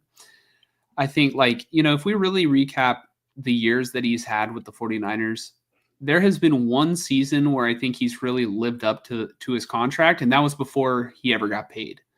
It was him in his contract year in 2021 where he was fantastic. I didn't feel like they should have extended him at the time. I felt like he was a player that they should have traded rather than paid, but they paid him. I would have invested that money in the offensive line, but I'm not running the show. I'm just being a fan. But, as a fan, this is just normal. You're going to have players come and go. You can't keep everybody. And I hope the 49ers kind of go in the direction of ripping the Band-Aid off here because it doesn't seem like Deebo wants to be here. And I think there's a disconnect between fans and Deebo Samuel right now too because I don't know. Deebo is consistently not in the best shape. And, one of the reasons why I didn't think that they should have extended him a couple years ago was because he is a very physical football player. And so with physical football players, they do not last as long. If that is their strength, after a certain point, it kind of becomes like the running back position to where your body just cannot take so much beating and bruises for such a long sustained period of time. But in 2019, Deebo came in as a rookie. We went to the Super Bowl and, Deebo, I would give him he was solid that year. I'd give him a B, right? Then in 2020, the 49ers had a Super Bowl hangover and, he came to training camp out of shape and he was injured. I want to say he was dealing with hamstring injuries at the time or, some sort of lower extremity injury and missed a couple games, but just wasn't, it wasn't a good year for him. And then that's when in 2021, I thought he should have won Offensive Player of the Year, honestly. And who did it go to, Mike? Was it Cooper Kupp? Yeah, so it was between him and Cooper Kupp. And right now, the Rams are kind of in a similar situation with Cooper Kupp. Cooper Kupp is more the route runner, and they're going to part ways with Cooper Kupp. They told him. This is a little different because Deebo said it's time to move on, rather than the 49ers doing so. Right, Cooper Kupp thought he was going to finish his career with the Rams, whereas Deebo's get me the fuck out of here. I did think about that because I saw a graphic where it was Deebo, Myles Garrett, and Cooper Kupp. Wow, what an offseason we have ahead of us. Take away Myles Garrett. That's crazy how the two guys that were at the top in 2021, just 4 years later, are getting kicked off their teams. 4 years is a long time in the NFL. Oh yeah. When the average NFL career is 3 years. Yep. It's just crazy to think man, those guys were at the top of their game 4 years ago, and now it's yep, find a new team. Yeah. And then so 2022, I want to say Deebo might have been out of shape again. And 2023 was the year where Deebo had another solid year, but didn't finish off the Super Bowl solid. They went to him a bunch of times in the Super Bowl. He had like 11 targets and maybe hauled in like 3 of them. You know, what I have to say is I enjoyed having Deebo on the team more than I didn't enjoy him. Like, he's not a bad player. He's just not a great route runner, and I think that's what you should try and pay wide receivers to be, you know? The ones that can get open and that you don't have to scheme open. I'm not even saying that Deebo can't like be successful somewhere else. I think that he would be good if the perfect landing spot for Deebo is for him to get traded to the Ravens. I'll tell you right now. Yes, I agree with that, by the way. The perfect guy to get on this roster in place of Deebo. You guys trade Deebo. Let's say you get a 4th-round pick for him. Like, it's going to feel underwhelming, but hey, you get something for him. I don't know if he has to change up his deal or what. I don't know what has to happen because I know he has a big cap hit. But man, it makes too much sense to me with you guys. I still think you're in that Super Bowl window. You still have Purdy, right? You still have Trent Williams. As long as you still have those guys in the draft, hopefully you draft well. Free agency might go good for you, hopefully. I think you have like $50 million in cap space. Like, you can get some moves done. Devontae Adams. Mm-hmm. When the Jets cut Devontae Adams because his contract, I don't think it's tradable. So I think that they have to release Devontae Adams. He becomes a free agent. He wants to play on the West Coast. He wants to be close to home. There's nothing closer to home for him than San Francisco. And I think with the Super Bowl window, I think that makes too much sense for both parties. Hey, I would welcome Devontae. I just don't know if like he and Purdy are perfect partners. Like, if Devontae wants to, go to a landing spot that's going to like perfectly utilize his talents, it's with the Chargers or the Rams. I think the Rams. Yeah, I think the Rams make the most sense. If they keep that Stafford, though. Right. They would have to get that to work, and he does have Puka opposite him, so there'd be a lot of targets going somebody else's way, but I obviously Herbert is the better quarterback, but I think as far as the offense goes, I think the Niners would be more fun for Devontae. Yeah. Fonzie says that he would say Godwin. He would take Godwin over Adams. I think on the 49ers, that's a good point. I think that they would be able to use Chris Godwin, a lot better to suit Brock Purdy than Devontae Adams. But I kind of wonder if when Brandon Ayuk comes back from his knee injury, if maybe they might move him to the slot. Like, I know he typically plays X receiver, but I mean, what is Brandon Ayuk going to be able to do when he comes back? Like, he's still going to be getting paid for the next couple of years. If he's not the same, they can't just shelf him, right? Like, I don't know. I would love to, ideally, I would love to have Brandon Ayuk on the outside, Ricky Pearsall in the slot, and Jennings be the number 2 receiver. I think Jennings has earned that. Whereas in the past, maybe Jennings would operate in the slot and, just kind of be like the number 3 receiver, backseat to Deebo and Ayuk. Yeah. So I don't know. I do like Chris Godwin, though. That's an interesting name, Fonzie. Yeah, man. I think Devontae, if it has to be one of the West Coast teams, I think the Chargers are a very wide receiver needy team. And yeah, I think LA makes a little bit more sense for him. But hey, if he wants to be as close to home as possible, we'll welcome you with open arms. You can be in our intro still. You never left. Yeah. Just change the color to red instead of black. I will say, because Devontae is at the stage that he's at in his career, which is he's still great. I think he's still top 10 in the league, but I just don't think. I guess point being, I think T. Higgins is going to get a bigger contract than him, annually. Which tells me the Niners won't go for T. Higgins. Maybe they could, but I think that's something that, oh man, actually the Commanders would be awesome for T. Higgins. and they have the cap space. But if the Chargers have the cap space, T. Higgins makes sense because you can lock that up long term with Justin Herbert and Lad McConkey. And then if they draft a running back, which this year is the year to draft a running back, like their offense is pretty well set. Whereas the Niners, it's like it's this window, which is why I would lean Godwin and Devontae over T. Higgins for your team. Mm-hmm. Fonzie says Adams would be our number 3 to number 4. Yes and no. So he would definitely be the most talented receiver, but I could see where he gets the 3rd to 4th most targets. You know, behind George Kittle, behind, you know, just kind of the culmination of the other receivers, and ideally Christian McCaffrey.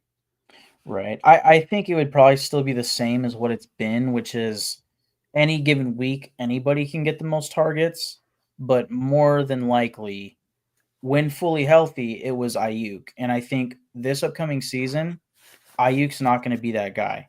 So if you have a Devontae Adams, I think out of 16 games, Devontae gets the most targets 8 times. Maybe 6 of those other times is Kittle, and the other couple of times is McCaffrey. Like, that makes sense to me. And then maybe towards the end of the year, you know, Ayuk starts to pick it up. And maybe we get the breakout, the sophomore breakout from Pearsall. But I think if you have a guy like Devontae on the team, he and Kittle are going to be the top target getters. And we still don't know. We still don't know how McCaffrey is going to be next year. You know. Yeah, that's a big question mark that we still have to find out. But it's going to be a long off season. Hopefully, McCaffrey is able to, you know, put up at least one more healthy season. Yeah. Fonzie says just like Hopkins today. Yeah, it was kind of sad to see, you know, DeAndre Hopkins today. Yeah, he did have one nice big. I think it was a 2-point conversion. He had that nice snag out of the air. I can see what Fonzie's saying here of like if it's at the end of Devontae's career, he could be that number 3 to 4 option. I see that. And I completely forgot about Juwan Jennings when considering guys for targets. I just still think Devontae's a top 10 receiver in this league, and I think whatever team gets him, if they don't have a Garrett Wilson, if they don't have a Jamar Chase, you know, he should be getting the most targets. Other than like at this point, you know, obviously a Brock Bowers. And like I said, I think half the season you can make the case for Kittle getting the most targets, but it probably just depends on the matchup. Like if the matchup allows for like, yeah, these guys are really struggling at corner. Oh, Devontae's having a game. You know? Yeah. I would just like to see Pearsall step up a little bit more, and I would like to see the 49ers, you know, maybe target Brandon Ayuk a little bit more, assuming that he'll be able to get, like, if we can get 90% of what Ayuk was, I see that as a win. But, you know, probably realistically, he might be like 80% of what he was. Yeah. Because it was a nasty knee injury. Yeah. And I guess I'll say to Fonzie here, like, I'm sure at the right price, you would like to have Devontae. And hey, whether he's the number 1, 2, 3, or 4 receiver on this team, it's nice to have a great receiver like he's saying right here, right? Maybe he's not quite there anymore. To me, I think he's not that far off of what he was a year or 2 ago. I think really the guy that was far off from what he used to be is Aaron Rodgers.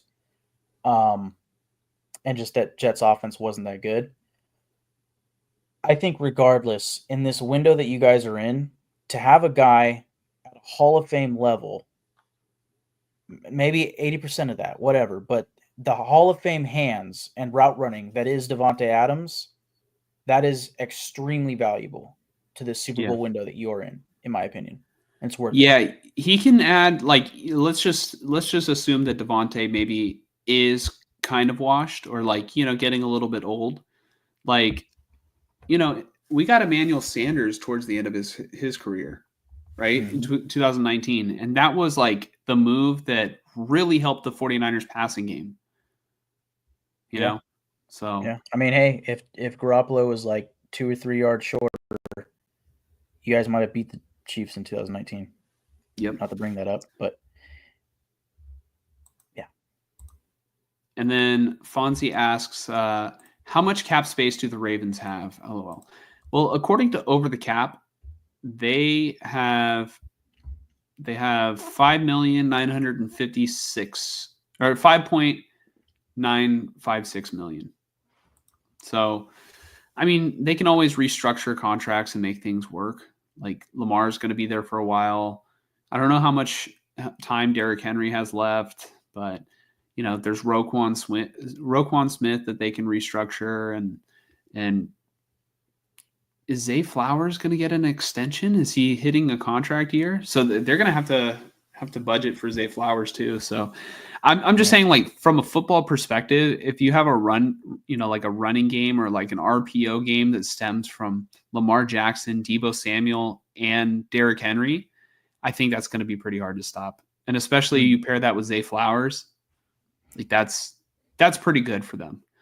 My brother mentioned maybe Deebo to the Chargers, and I said the Chargers have enough receivers that can't catch.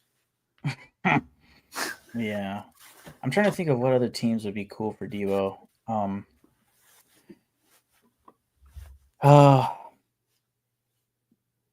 Not the Bills. The Bengals can make sense if they're going to lose T. Higgins.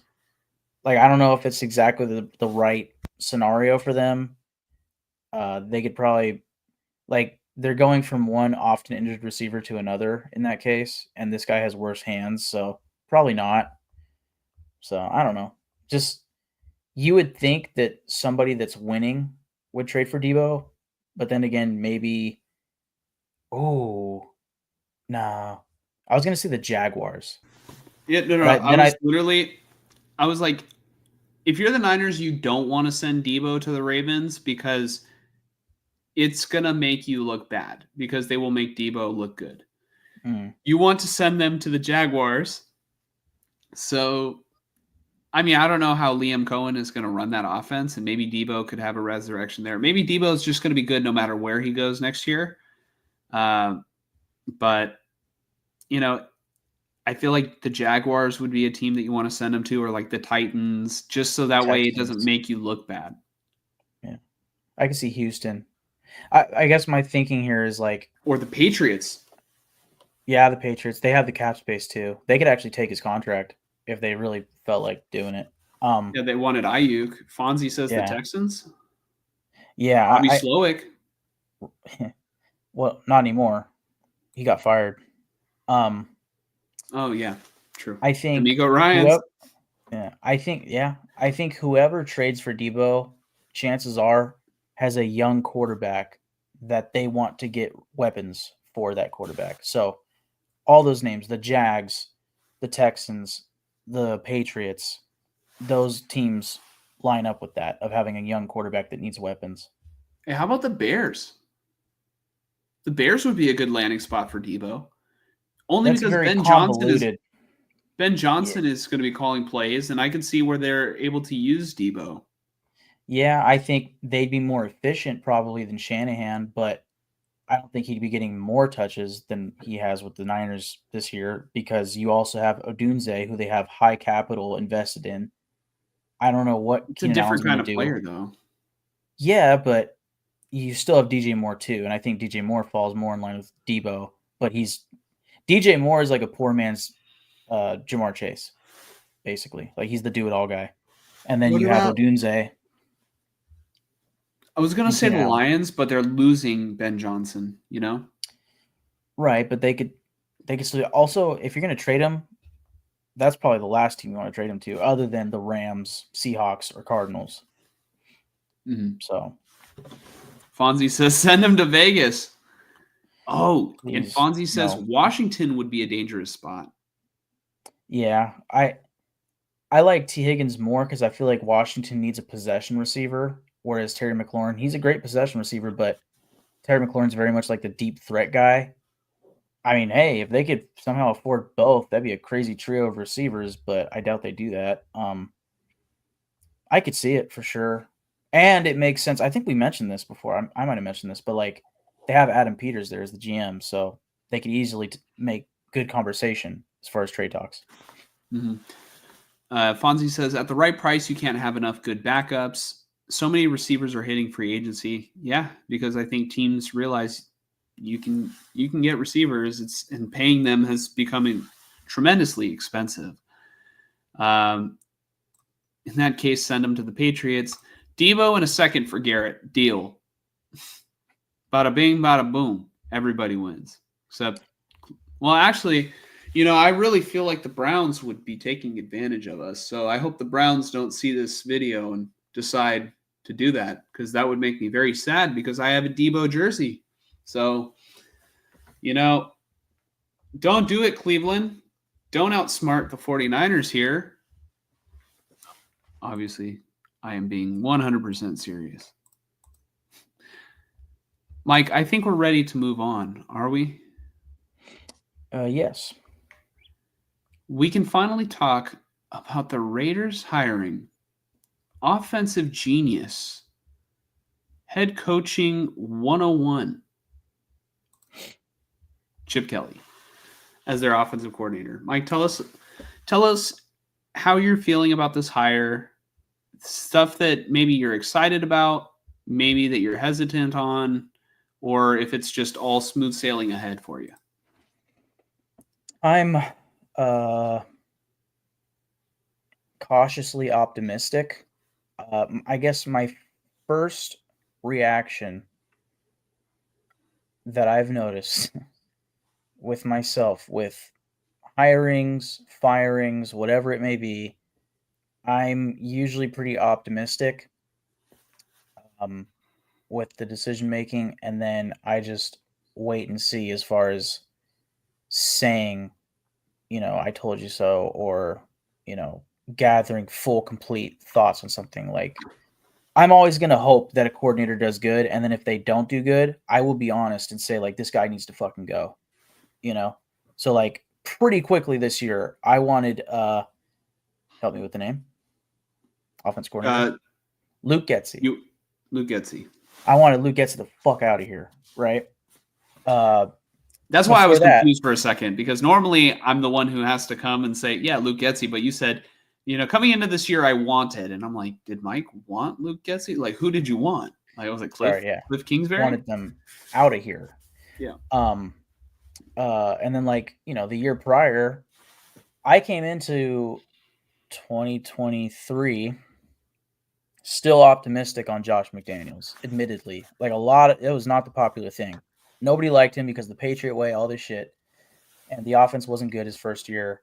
Then year two, I'm like, well, I'm pretty confident Mark Davis is going to give these guys the time that they need to do what they need to do. And this was after Derek Carr, obviously. And they put all the chips in kind of on Jimmy Garoppolo. And the offense is just worse than it was with Derek Carr. And it's like, dude, this is terrible. Like, this is hopeless.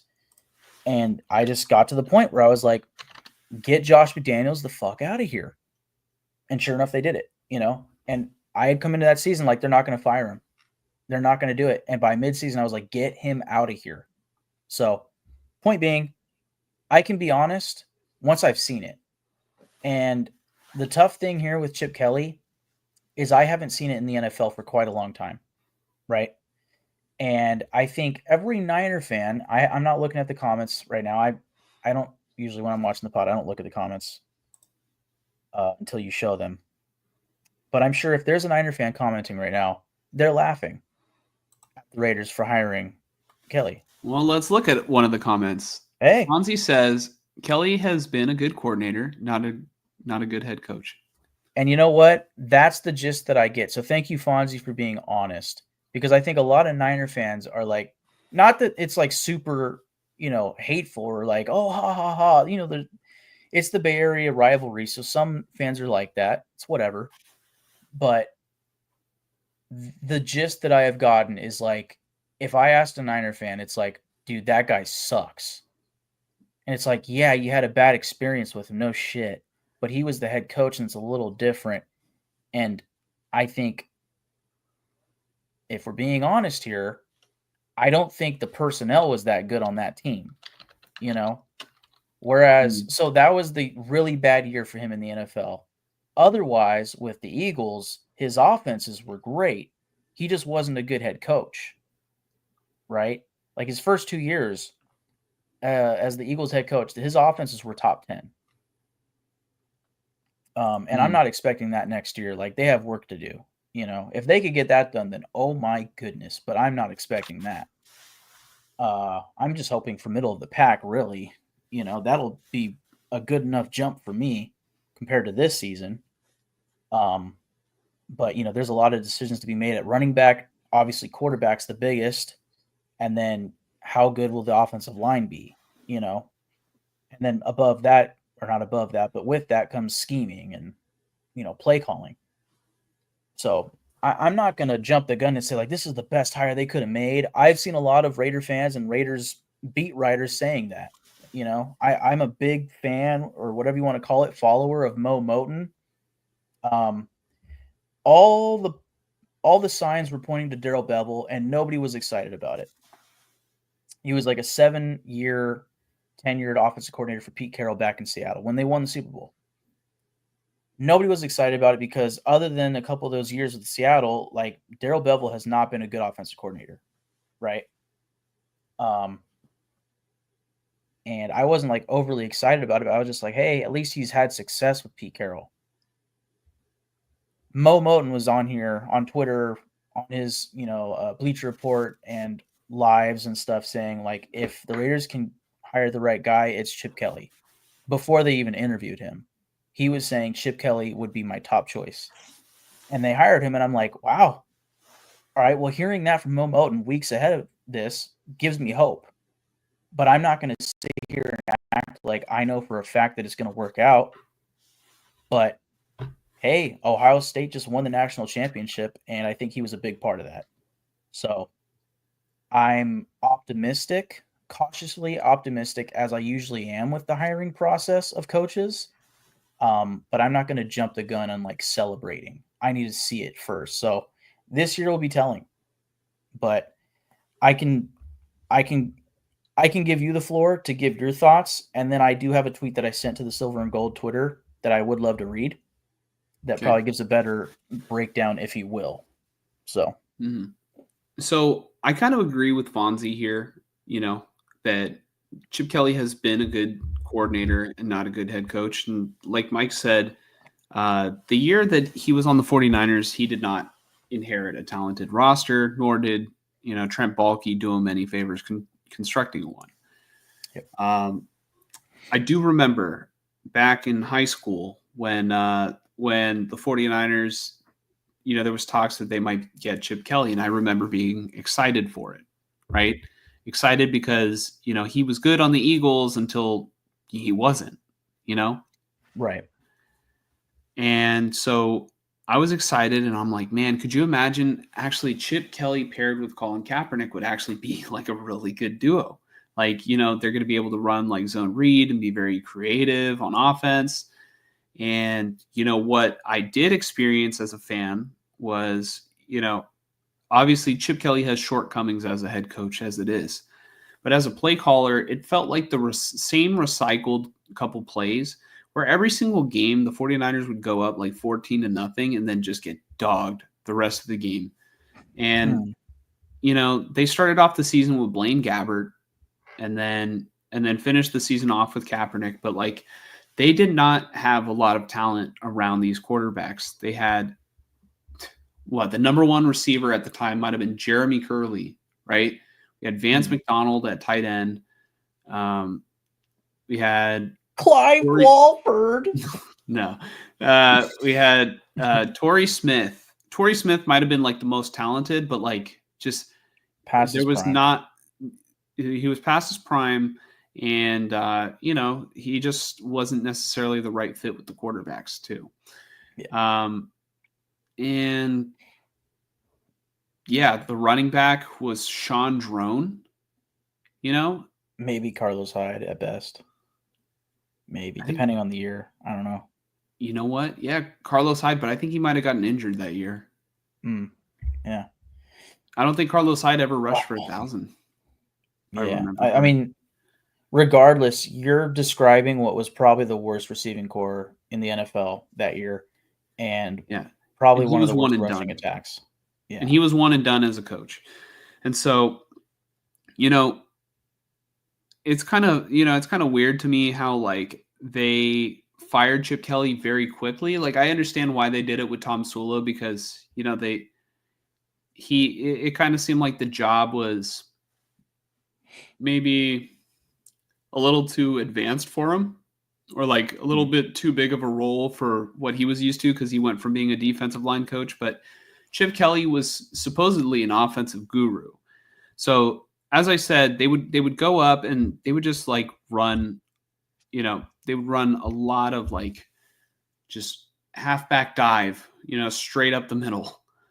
And it was like over and over. And like I remember I went to my first Niner game. It was Chip Kelly's last game as the head coach and Kaepernick's last game. And then I was just like telling my brother as you know, as we were sitting there in the nosebleeds, I'm like, hey, this dude is not picking any different plays on Madden right now. Like he's just stuck just like pressing X on like the Ask Madden, you know, like just straight up the same play over and over. The 49ers used to do this thing. I don't know if they still do, but there was this thing like where they had like a 360-degree replay and like the play of the game was like a blocked PAT or something, or it might have been a blocked field goal. And then they just like 360'd on that. But there was nothing from the 49ers side that was exciting about this offense. Like the most exciting play that year might have been a play where Blaine Gabbert like kind of slowed down like he was going to slide and then took off running and went for like a long touchdown against the Bears. You know? Kenny Pickett. What I hated about you know, Chip Kelly coaching the Niners, I absolutely despised. They would run the no huddle offense. And if the Raiders are going to do the same thing, good luck, Mike. But they would go no huddle and literally the defense would be on long drives because the defense, they weren't the same. The defense would be in for a ride. You know, the offense would just like, you know, keep them in the corner. Like if this was a boxing match and they would be attacking the body, right? And then Chip Kelly's offense would trot out there and go 3 and out in like 30 seconds. And then the defense was right back on the field.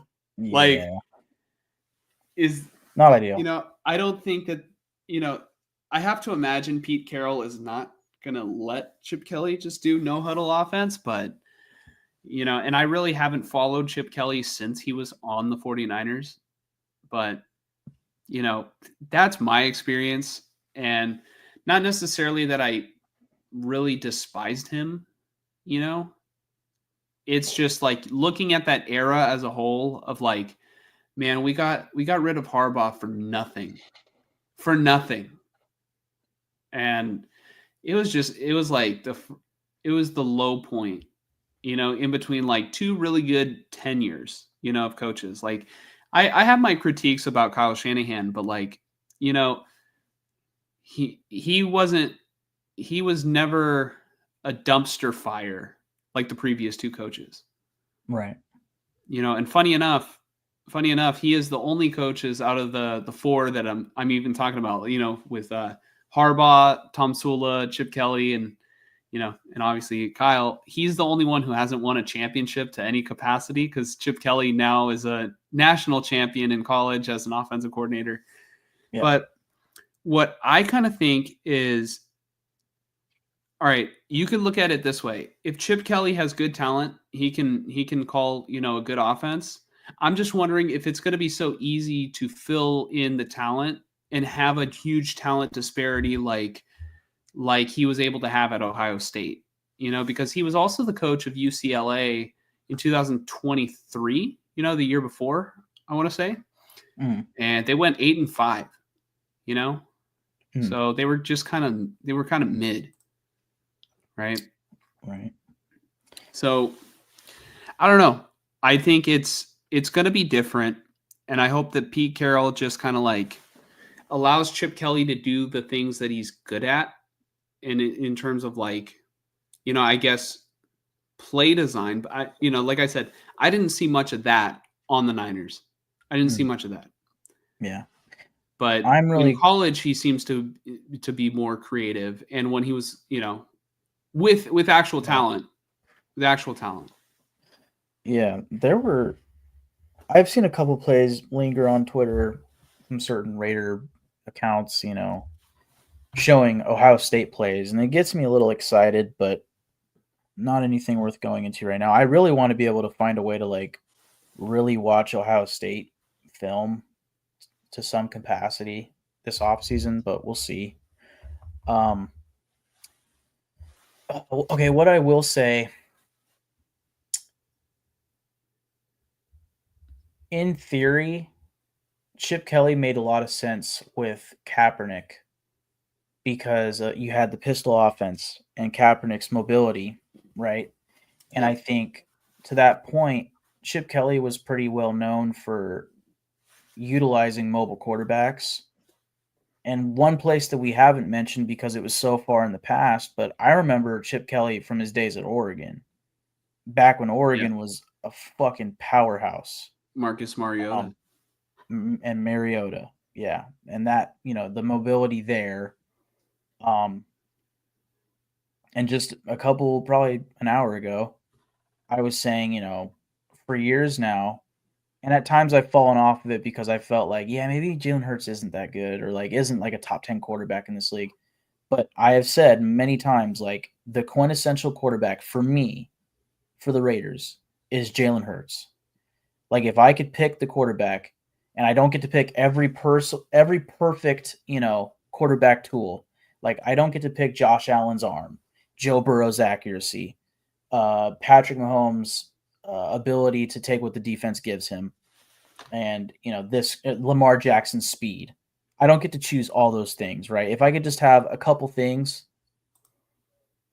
into a quarterback, it would be what Jalen Hurts has, with the mixture of mobility, ability to be efficient, and to win games with the talent around him, right? And I think at a time Kaepernick was that guy, right? And he had a better arm. I'm not going to sit here and slander Kaepernick, but things didn't quite work out for him. He didn't have talent at the end. He didn't have talent to help him at the end for sure. I also think his accuracy fell off at the end, and then he also had political things that blew up in his face, and we all know how that went, and that was all interesting to say the least. So, but well, I guess now would be the time to pull up the tweet that I sent to Silver and Gold. It's from Optimistic Raider, which is the perfect way to put myself right now. Actually, first do the Albert Breer. Okay, let me pull that up. Yep. So it'll be when you go up, it'll be the third one. Okay. Before I go into the details, the third, Albert Breer. Okay. Albert Breer. The Raiders told candidates during their search they were making a serious commitment with an infusion of cash from the new owners, which we talked about probably multiple episodes ago. That they have 3 new investors, or not investors, but part owners, that bought stakes from Mark Davis. And they are, as Albert Breer says here, infusing their cash into, their serious commitment to win. And here it is. Chip Kelly was lured to Vegas with a deal averaging $6 million per year, per sources. Kelly is now the NFL's highest paid coordinator. Some might say they're overdoing it. Not me, because that money doesn't affect the cap one bit. I could care less what they pay their coaches. In fact, pay them more for all I care. All that matters is what they do after they get paid, right? All that matters is whether or not they win. So if they're going to bring in the best talent possible, if Chip Kelly is the best talent possible, which I think at the time when they hired him, that's probably a fair statement. I'm ecstatic that they're doing this. I'm ecstatic that Mark Davis is selling stakes in the team. He's getting people in the building that can either financially help with hiring coaches that are going to make a difference, or getting guys like Tom Brady in the building to help with developing quarterbacks. That I love it, dude. I love it. So, unless you have thoughts on that, we can move on. I do to the have next thoughts. tweet. All right. So I don't have an issue with Mark Davis, paying, making someone the highest paid coordinator or really overpaying for a guy, because it doesn't affect the cap. It's Mark Davis's money and obviously the other owners' money. I kind of agree with this comment here. This is at YDKI007 over here. He said, it's a solid hire, but highest paid coordinator money. What has he done, to earn that? Even in college, there's some guys I take, to run my offense over him. Example, Lincoln Riley. Feels like an overpay, I guess. It doesn't affect our cap, but I'm not tripping. So I'm not tripping, but damn. Yeah, I mean, if it fails and within 2 seasons they're firing him, it looks so stupid. But I just think if he's one of the best, okay, for one thing, Lincoln Riley, is he an offensive coordinator or a head coach right now? Because he's a head coach, I think. If he's like the head coach of USC, which I could be wrong on that, you're not going to pull that guy to be our offensive coordinator. You're going to pull that guy to be our head coach, Like, So you got to go for an offensive coordinator to become your offensive coordinator from college to the pros. You got to elevate them, right? Yeah. So yeah, I don't know. Just point being, I like that. I want to say the deal that Liam Cohen had in place with the Buccaneers to become the highest paid coordinator was $4.5 million per year. So this is a big fucking jump for coordinators. And also, I'll say this. This is the thing I was going to say. Another optimistic or another aspect of this that makes me very optimistic is that my biggest worry with whoever they hired as offensive coordinator was that if they are successful, they will get poached to become a head coach in this league. Chip Kelly might be one of the few options, if not the option, that if he is successful, teams still might not be interested enough to make him a head coach. Sort of similar. I'm not going to compare him to this guy necessarily because his success, it's highly unlikely that he will be as successful as this coach. Can I guess? Yeah. Steve Spagnuolo? Yep. Yeah, this dude, I mean, he can get all the, head coaching interviews as he can the past couple of years, but for some reason he's just not going to get hired. Or if he wants, he could just say, you know what, actually, I'm going to pull my name out of the candidacy. I'd rather stay in Kansas City. I'm going to get a, $1 million raise and stay in Kansas City. Why the fuck wouldn't he? What about Josh McDaniels? I guess you can group him in. I don't think he's ever going to get another head coaching job. Correct. Yeah, I think if anything, the Patriots hiring him back, I don't know which podcast I was listening to, but they were saying that was a sneaky smart move by the Patriots because he's not going to get poached. Nobody's going to want him ever again. So he could be their coordinator for the next 20 years. There's nothing stopping him. So if nobody is interested in Chip Kelly, so long as he doesn't have the consistent number one offense in the league, there's a good shot that no team will take him seriously enough to make him their head coach again. Because he's failed twice. On the defensive side, I would say that Dennis Allen is probably, good coordinator. Probably not a head coach again. Yeah. Yeah, 1,000%. Okay. So if that's true, if that is the case for this, where again, wishful thinking, Chip Kelly is successful with the Raiders, the hope is that teams don't want him to be their head coach and we can keep him for years to come. So, all right. But this is a pretty long tweet, but as far as my optimism, reading this tweet falls very much in line with what would make me feel optimistic, which makes sense because this guy's name is literally Optimistic Raider at Planet Raider. So, and again, this is with an optimistic tone, so maybe not all of this is like the perfect way to deliver it, but here we go anyways. The Raiders land one of the most elite offensive minds in the game. Chip Kelly at offense coordinator is as good as it gets in the NFL. He is known for his dynamic up-tempo spread offense. You've mentioned up-tempo. Hey, the negative with that, like you said, is if you don't get first downs, your defense is going to get fucked. Yeah. Started using multiple tight ends a ton this year at Ohio State. Here are some of the key characteristics that put his offense in the upper echelon in the NFL.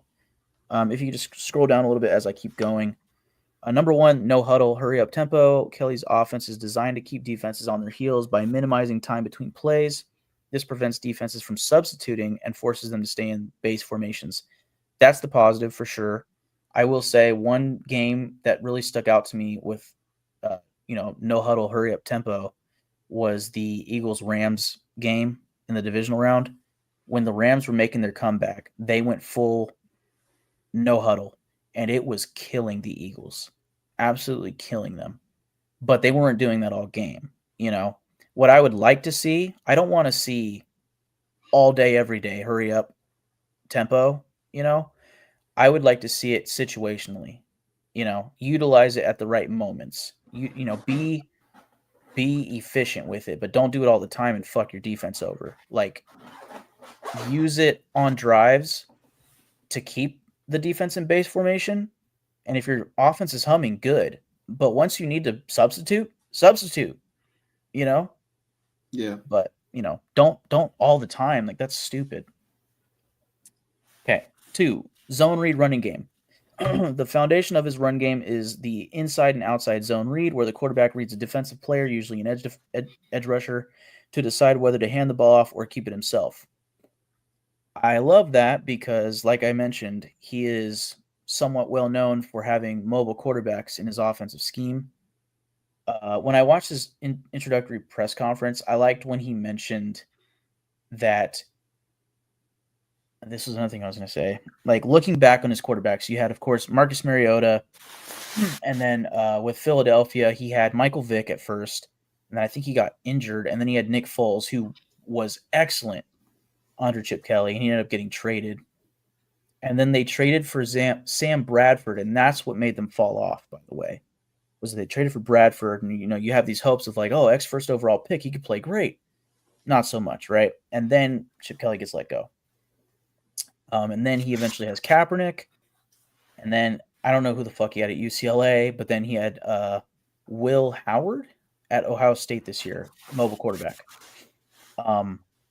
Hey, like I keep saying, Jalen Hurts is the quintessential quarterback type for me, for the Raiders. This zone read, RPO passing options is right up my alley. So get me a mobile quarterback that can do this, to an efficient level. We're cooking. What about Okay. Justin Fields? Dude, yes. So that Justin Fields is a guy that I feel like makes a lot of sense now. Like a week or two ago before this hire, I thought, oh, Russell Wilson for sure. Now I feel like, if anything, it's the other way around, where now I feel like Justin Fields makes the most sense, and you get a rookie in the draft. And if Justin Fields plays good, which he was playing pretty good, like maybe not passing perfectly, but he was doing solid enough to win games for the Steelers early on. He was like But then 4-0, wasn't he? Yeah, he definitely started off hot, or the Steelers did. But then I think they had like maybe 1 or 2 losses, and then Russ came back healthy, and it was like, yeah, get Russ in there. And it was like, damn, like I thought Fields was doing good, He was So like yeah, 4-1, Fields makes a lot of actually. sense. Something like that. Yeah. Maybe 4-2. That sounds a little bit more right. Right. I saw somebody mention like, oh, Marcus Mariota's a name to look out for. Sure, as a backup, I don't want Mariota starting for us next year. That doesn't make any sense. As a veteran, like to help teach an offense, cool. But like, if you are gonna theoretically have Aiden O'Connell on the roster, like there's not much room for much else as far as starters go. So Justin Fields is kind of the top guy for me right now, but that could be very fluid the next couple weeks. 3, spread formation concepts. Kelly uses spread formations, 3 or 4 wide receiver sets to stretch the field horizontally, opening up running lanes and quick passing opportunities. 4 RPO, like I said. Elements. 5 simple play calls, repetition, execution. Rather than running a huge playbook, Kelly's offense is based on a small number of plays run from multiple formations, emphasizing execution over complexity. That can be a positive and a negative. As far as keeping it efficient, that can be a positive, but becoming predictable could be the negative. So they have to be very smart there. 6, inside running game with athletic linemen. The offensive line plays a crucial role in Kelly's system, often featuring smaller, more athletic linemen who can execute zone blocking schemes effectively. I'm not the who's who on which offensive lineman is better in power or zone. I'd like to think and hope that our offensive line will perfectly work with Chip Kelly, but with my luck, this guy and that guy just won't fit, and now we have to rebuild the offensive line completely. I think Colton Miller and Jackson Powers Johnson are for sure safe. Everybody else we'll see this offseason. We'll see. Number 7, if you could scroll down, please. Yeah. Quick passing game. Kelly's passing attack features short, high percentage throws, screens, and quick slants to keep the offense moving. Over time, his offense has evolved, particularly at UCLA, where he has incorporated more traditional pro-style elements and tight end usage while still maintaining his fast-paced identity. Buckle up. We're in for an amazing season. Yeah, we'll see. We'll see. I think what we are really in for is an interesting off season. I'll say that. I think that you're setting yourself up for a cap cut, huh? Like on the offensive line or what? Well, no, just that. You know what you did to you. me. You know, you're like, Chip Kelly, blah, blah blah blah, and then like you see it, and then like essentially how you flip flopped on Luke Getsy this year. But I'm not predicting that. I mean, here's what I'll say: Chip Kelly is not as bad as Luke Getsy. Like I think it's you're in for a big upgrade, and really not that you could get much worse with how their running game was and how broken the offense was.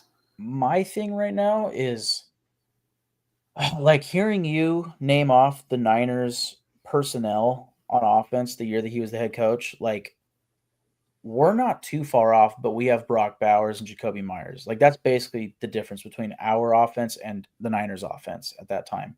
And you guys had a better quarterback in Kaepernick than we have currently. Some Raider fans would actually argue that. Everybody relax. Okay? I love Aiden O'Connell as a backup, but if he gets traded this offseason because he doesn't fit our offense anymore, I'm not mad. We got to do what we got to do. But all these people out here, I've seen people tweeting and shit like, Aiden O'Connell should be the starter. What are we talking about? New quarterback. Guys, get fucking real. Okay? If you want to be serious in the AFC West, we need to find the right quarterback for this offense, and it's not Aiden O'Connell. No offense to the guy. I love him. And I love him for the team. But no. No. Send him to New England. I'm sure Josh McDaniels would love to have him back. Maybe we can get a 5th-round pick for him. I don't know. But, we got to sign a guy like, say, a Justin Fields or, who else came to mind, honestly? This guy wouldn't exactly run RPO, but he's still got the functional mobility, I think, to, like, evade pressure, roll out of the pocket, and throw a lot of passes to Brock Bowers. And he's been reporting for Fox News this week. Or Fox News. Fox Sports. I think Jameis Winston can make a lot of sense. Yeah. No, I like Jameis Winston. And I've even said in our group chat, like, I feel like if Jameis Winston was the quarterback for the Raiders, and this was before I saw him start a bunch of games, but I just, I said I could see Jameis if he lands in the right spot being like the next Geno Smith of like, hey, his career just took a while to take off. But, upon seeing Jameis Winston with the Browns, I mean, dude just throws picks, man. Like he throws picks. It's so hard to win. Like, all right, I have to say, like fantasy football wise, Love him. I'd be licking Yeah. my chops, man. For Brock Bowers. Give me Brock Bowers all day. I don't even think I got to say it, but in Chip Kelly's No, if introductory, Jameis went to New York, with Neighbors. oh, I think Yeah. Malik Neighbors would like freaking break NFL records. Yeah, for sure. I don't even think I said it, but in Chip Kelly's introductory press conference, I think the favorite thing that I heard him say, which this makes sense, and guys should say this, but I hope that they act on it when they say this, and especially in this case with Chip Kelly. But like, you have to build your offense to the strengths of your quarterback, is something that he said. So let's say that we try to get Justin Fields, and in building to the strengths of him would be RPO offense, right? But let's say you can't get him and you quote unquote settle for a Jameis Winston because let's say Sam Darnold outprices us. We can't afford that. We got to re-sign our guys on defense and we want to get DJ Reed or whoever else, right? With Jameis Winston, I feel like in theory, and this is what I was saying this year with Aiden O'Connell, so maybe I'm a dumbass, but I know Jameis Winston has the first overall pick arm. That's why he can have 5,000 yard seasons is because he can throw the fucking rock. He just throws the ball so much that he throws a lot of picks too. So in theory, if you can have a strong run game, which they really need to work on this offseason, and you keep it like that tweet that I was reading says, where you can keep the offensive play calling efficient and like a lot of short yardage and all these less complex playbook,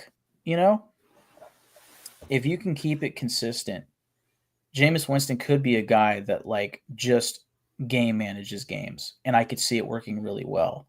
You just have to be able to scheme guys open at that point, because if you like if you allow plays to not expand, but to go past 2 seconds, he's gonna freak out and throw a pick, right? That's the difference between him and the other 32 better quarterbacks in the league. So, but if you can keep it simple and efficient, I mean, Jacoby Myers and Brock Bowers can get open for him, So I don't know. We'll see. I mean, the same thing can be said about Justin Fields. Like, he's not really known for not throwing picks or being accurate. So, regardless, the quarterback pool this year is not the best, which is why I think the big rumor this morning that came out from like Adam Schefter was like, yeah, the Raiders are the team to look out for Sam Darnold. Yeah, I could see it, I guess. Like, he's not a mobile quarterback, but this year, he was more efficient than those other two guys, right? But I think if you're going to go for a quarterback this year and you're also going to draft a guy, why pay the big money for Sam Darnold? Like, I expect him to, receive. I'd rather go for Justin Fields on like a 1 to 2 year prove it deal. Hey, maybe you are the starter.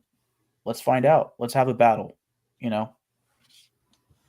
Man, the fall from grace. Sam Darnold after one playoff game, dude. Well, I still think he's going to get paid because he's the best quarterback available. And it is, if he does hit free agency, there is going to be a bidding war. And do you really think that the Raiders of all teams can sell him the best on like their locker room? Like, I don't think he's going back to the Jets, although they have a completely different staff now.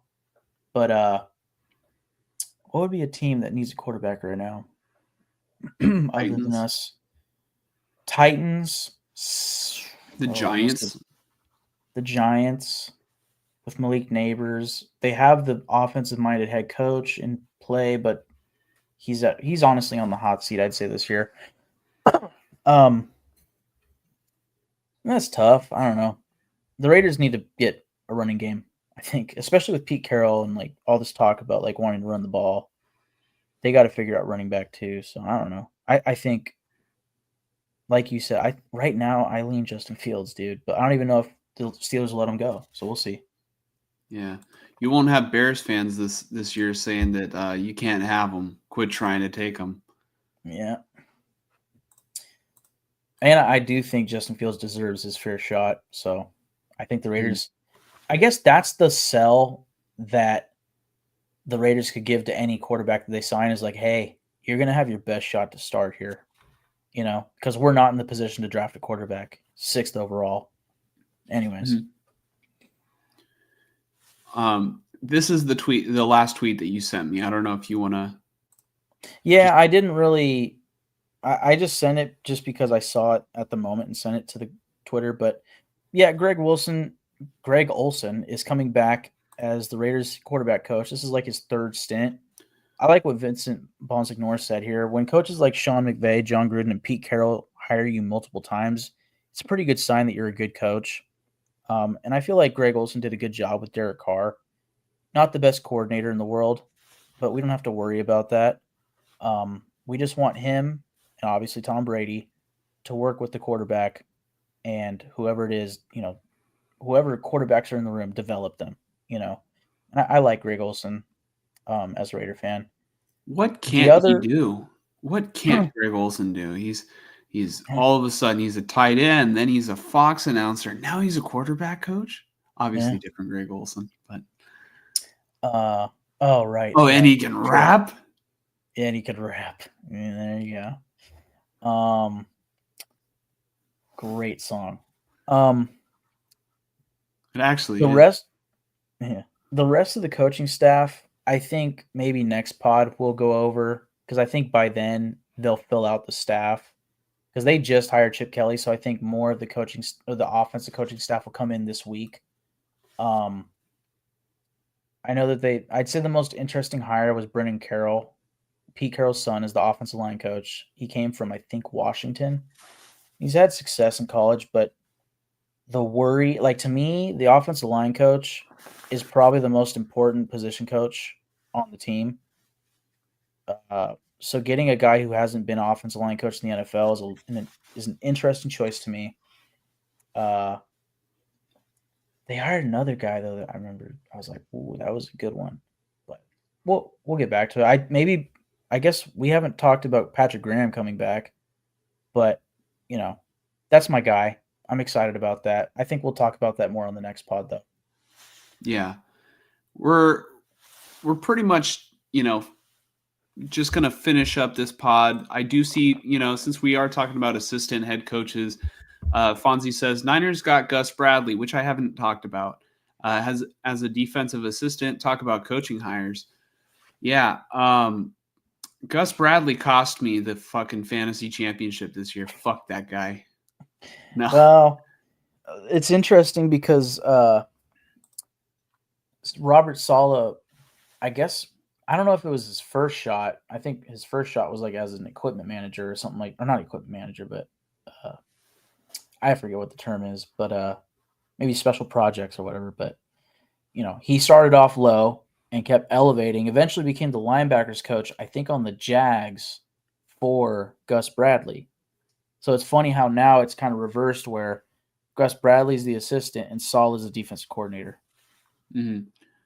Yeah, but in terms of Gus Bradley, I know he was the Colts coordinator from 2022 up until this year. Before that, he was the defensive coordinator for the Raiders. Yeah, I didn't mind him. I like, of all the defensive coordinators that we've had, Paul Gunther I think was my least favorite. And before that, we had a bunch of guys that sucked, like Ken Norton Jr. He was not good. I remember, oh damn, I'm not gonna remember. Raiders his name. made playoffs that year, right? 2021. Yeah.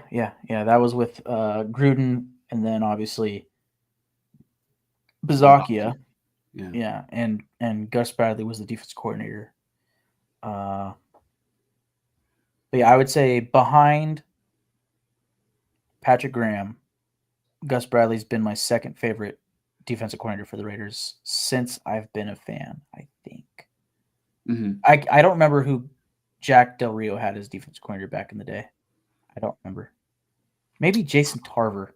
That's a name But I feel like that was Tom Cable's defensive coordinator. I think it was Tom Cable. So I'm not sure who we had with Jack Del Rio. Mm-hmm.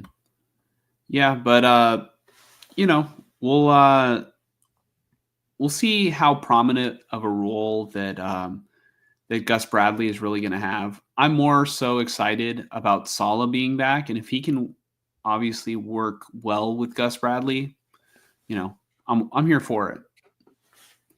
Yeah, it makes sense. But last thing before we get out of here, I do just want to recap because I forgot to share the screen here.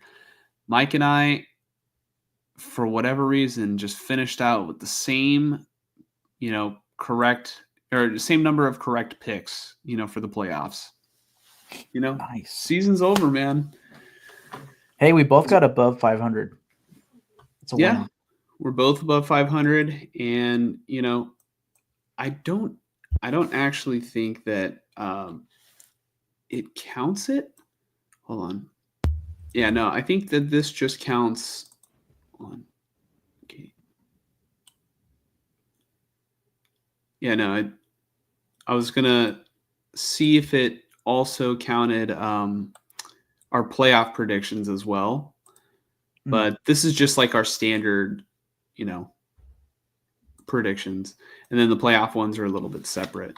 So I say we did pretty good. I could have beat you, man. Could have beat you again. That's just the theme this year. And if this is the last episode of our season, it's, I just could have beat you at so many different points.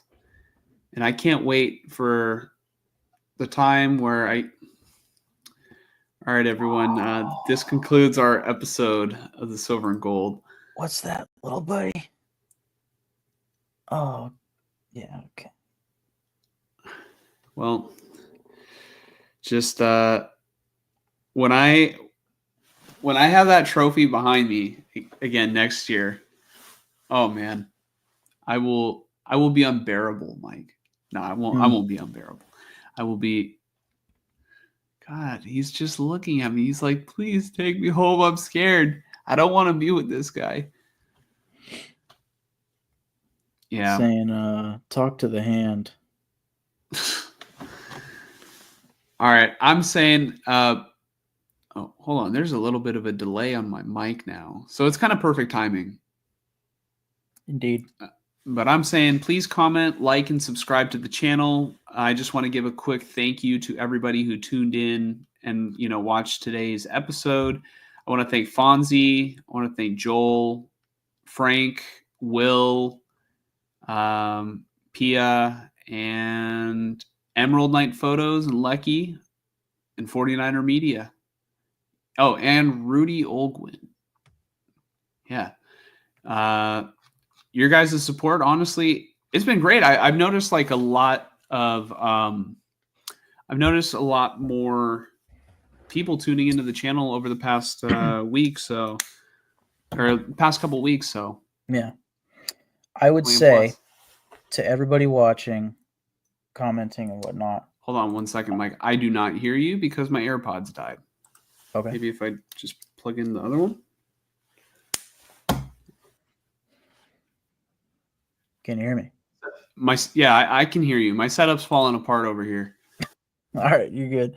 Well, I'll just say to anybody watching this, which I know we're 2 hours and 45 minutes in now, so I won't be shocked if not many people watch this part of the video. But I would say, obviously the regular season's been over, but the season is over.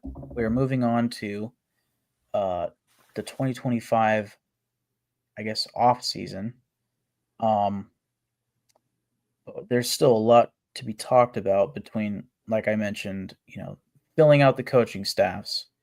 And then really, I'd say in the next week or two, I'm going to update the current Raiders roster Google Sheets that we have.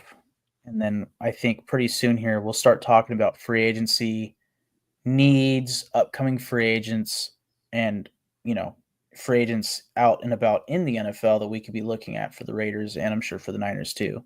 So And then after that, I mean, in between is the combine, and then just a couple months after free agency, which is at the end of March, so really a month away.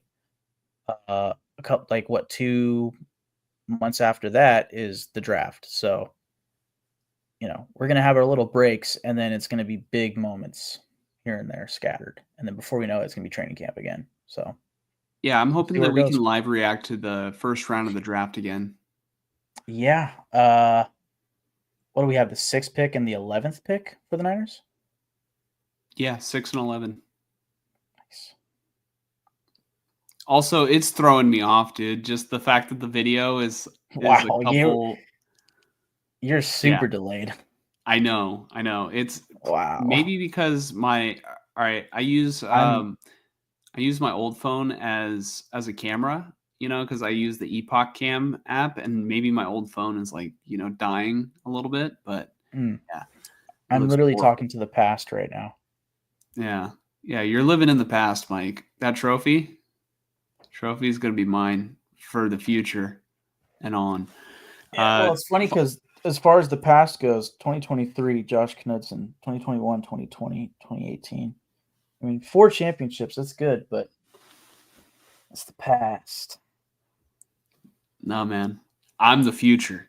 Like Will says, I will never be washed. I will never be washed. Fonzie says, good night, guys. Let's all enjoy today's victory. Yeah, well, it's actually technically yesterday's, but yeah, we'll enjoy it and hope everybody has a great rest of the night. That's the episode. And yeah, Mike, I will let you get your last words in, while the camera catches up with me, and I'll just hold a good face for a couple seconds. Awesome.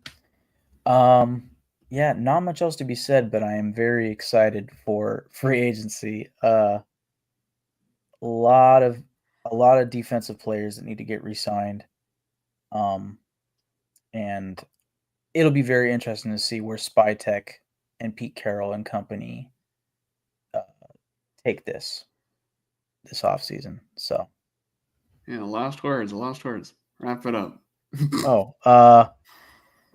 thank you, Eagles. And good night, Kansas City.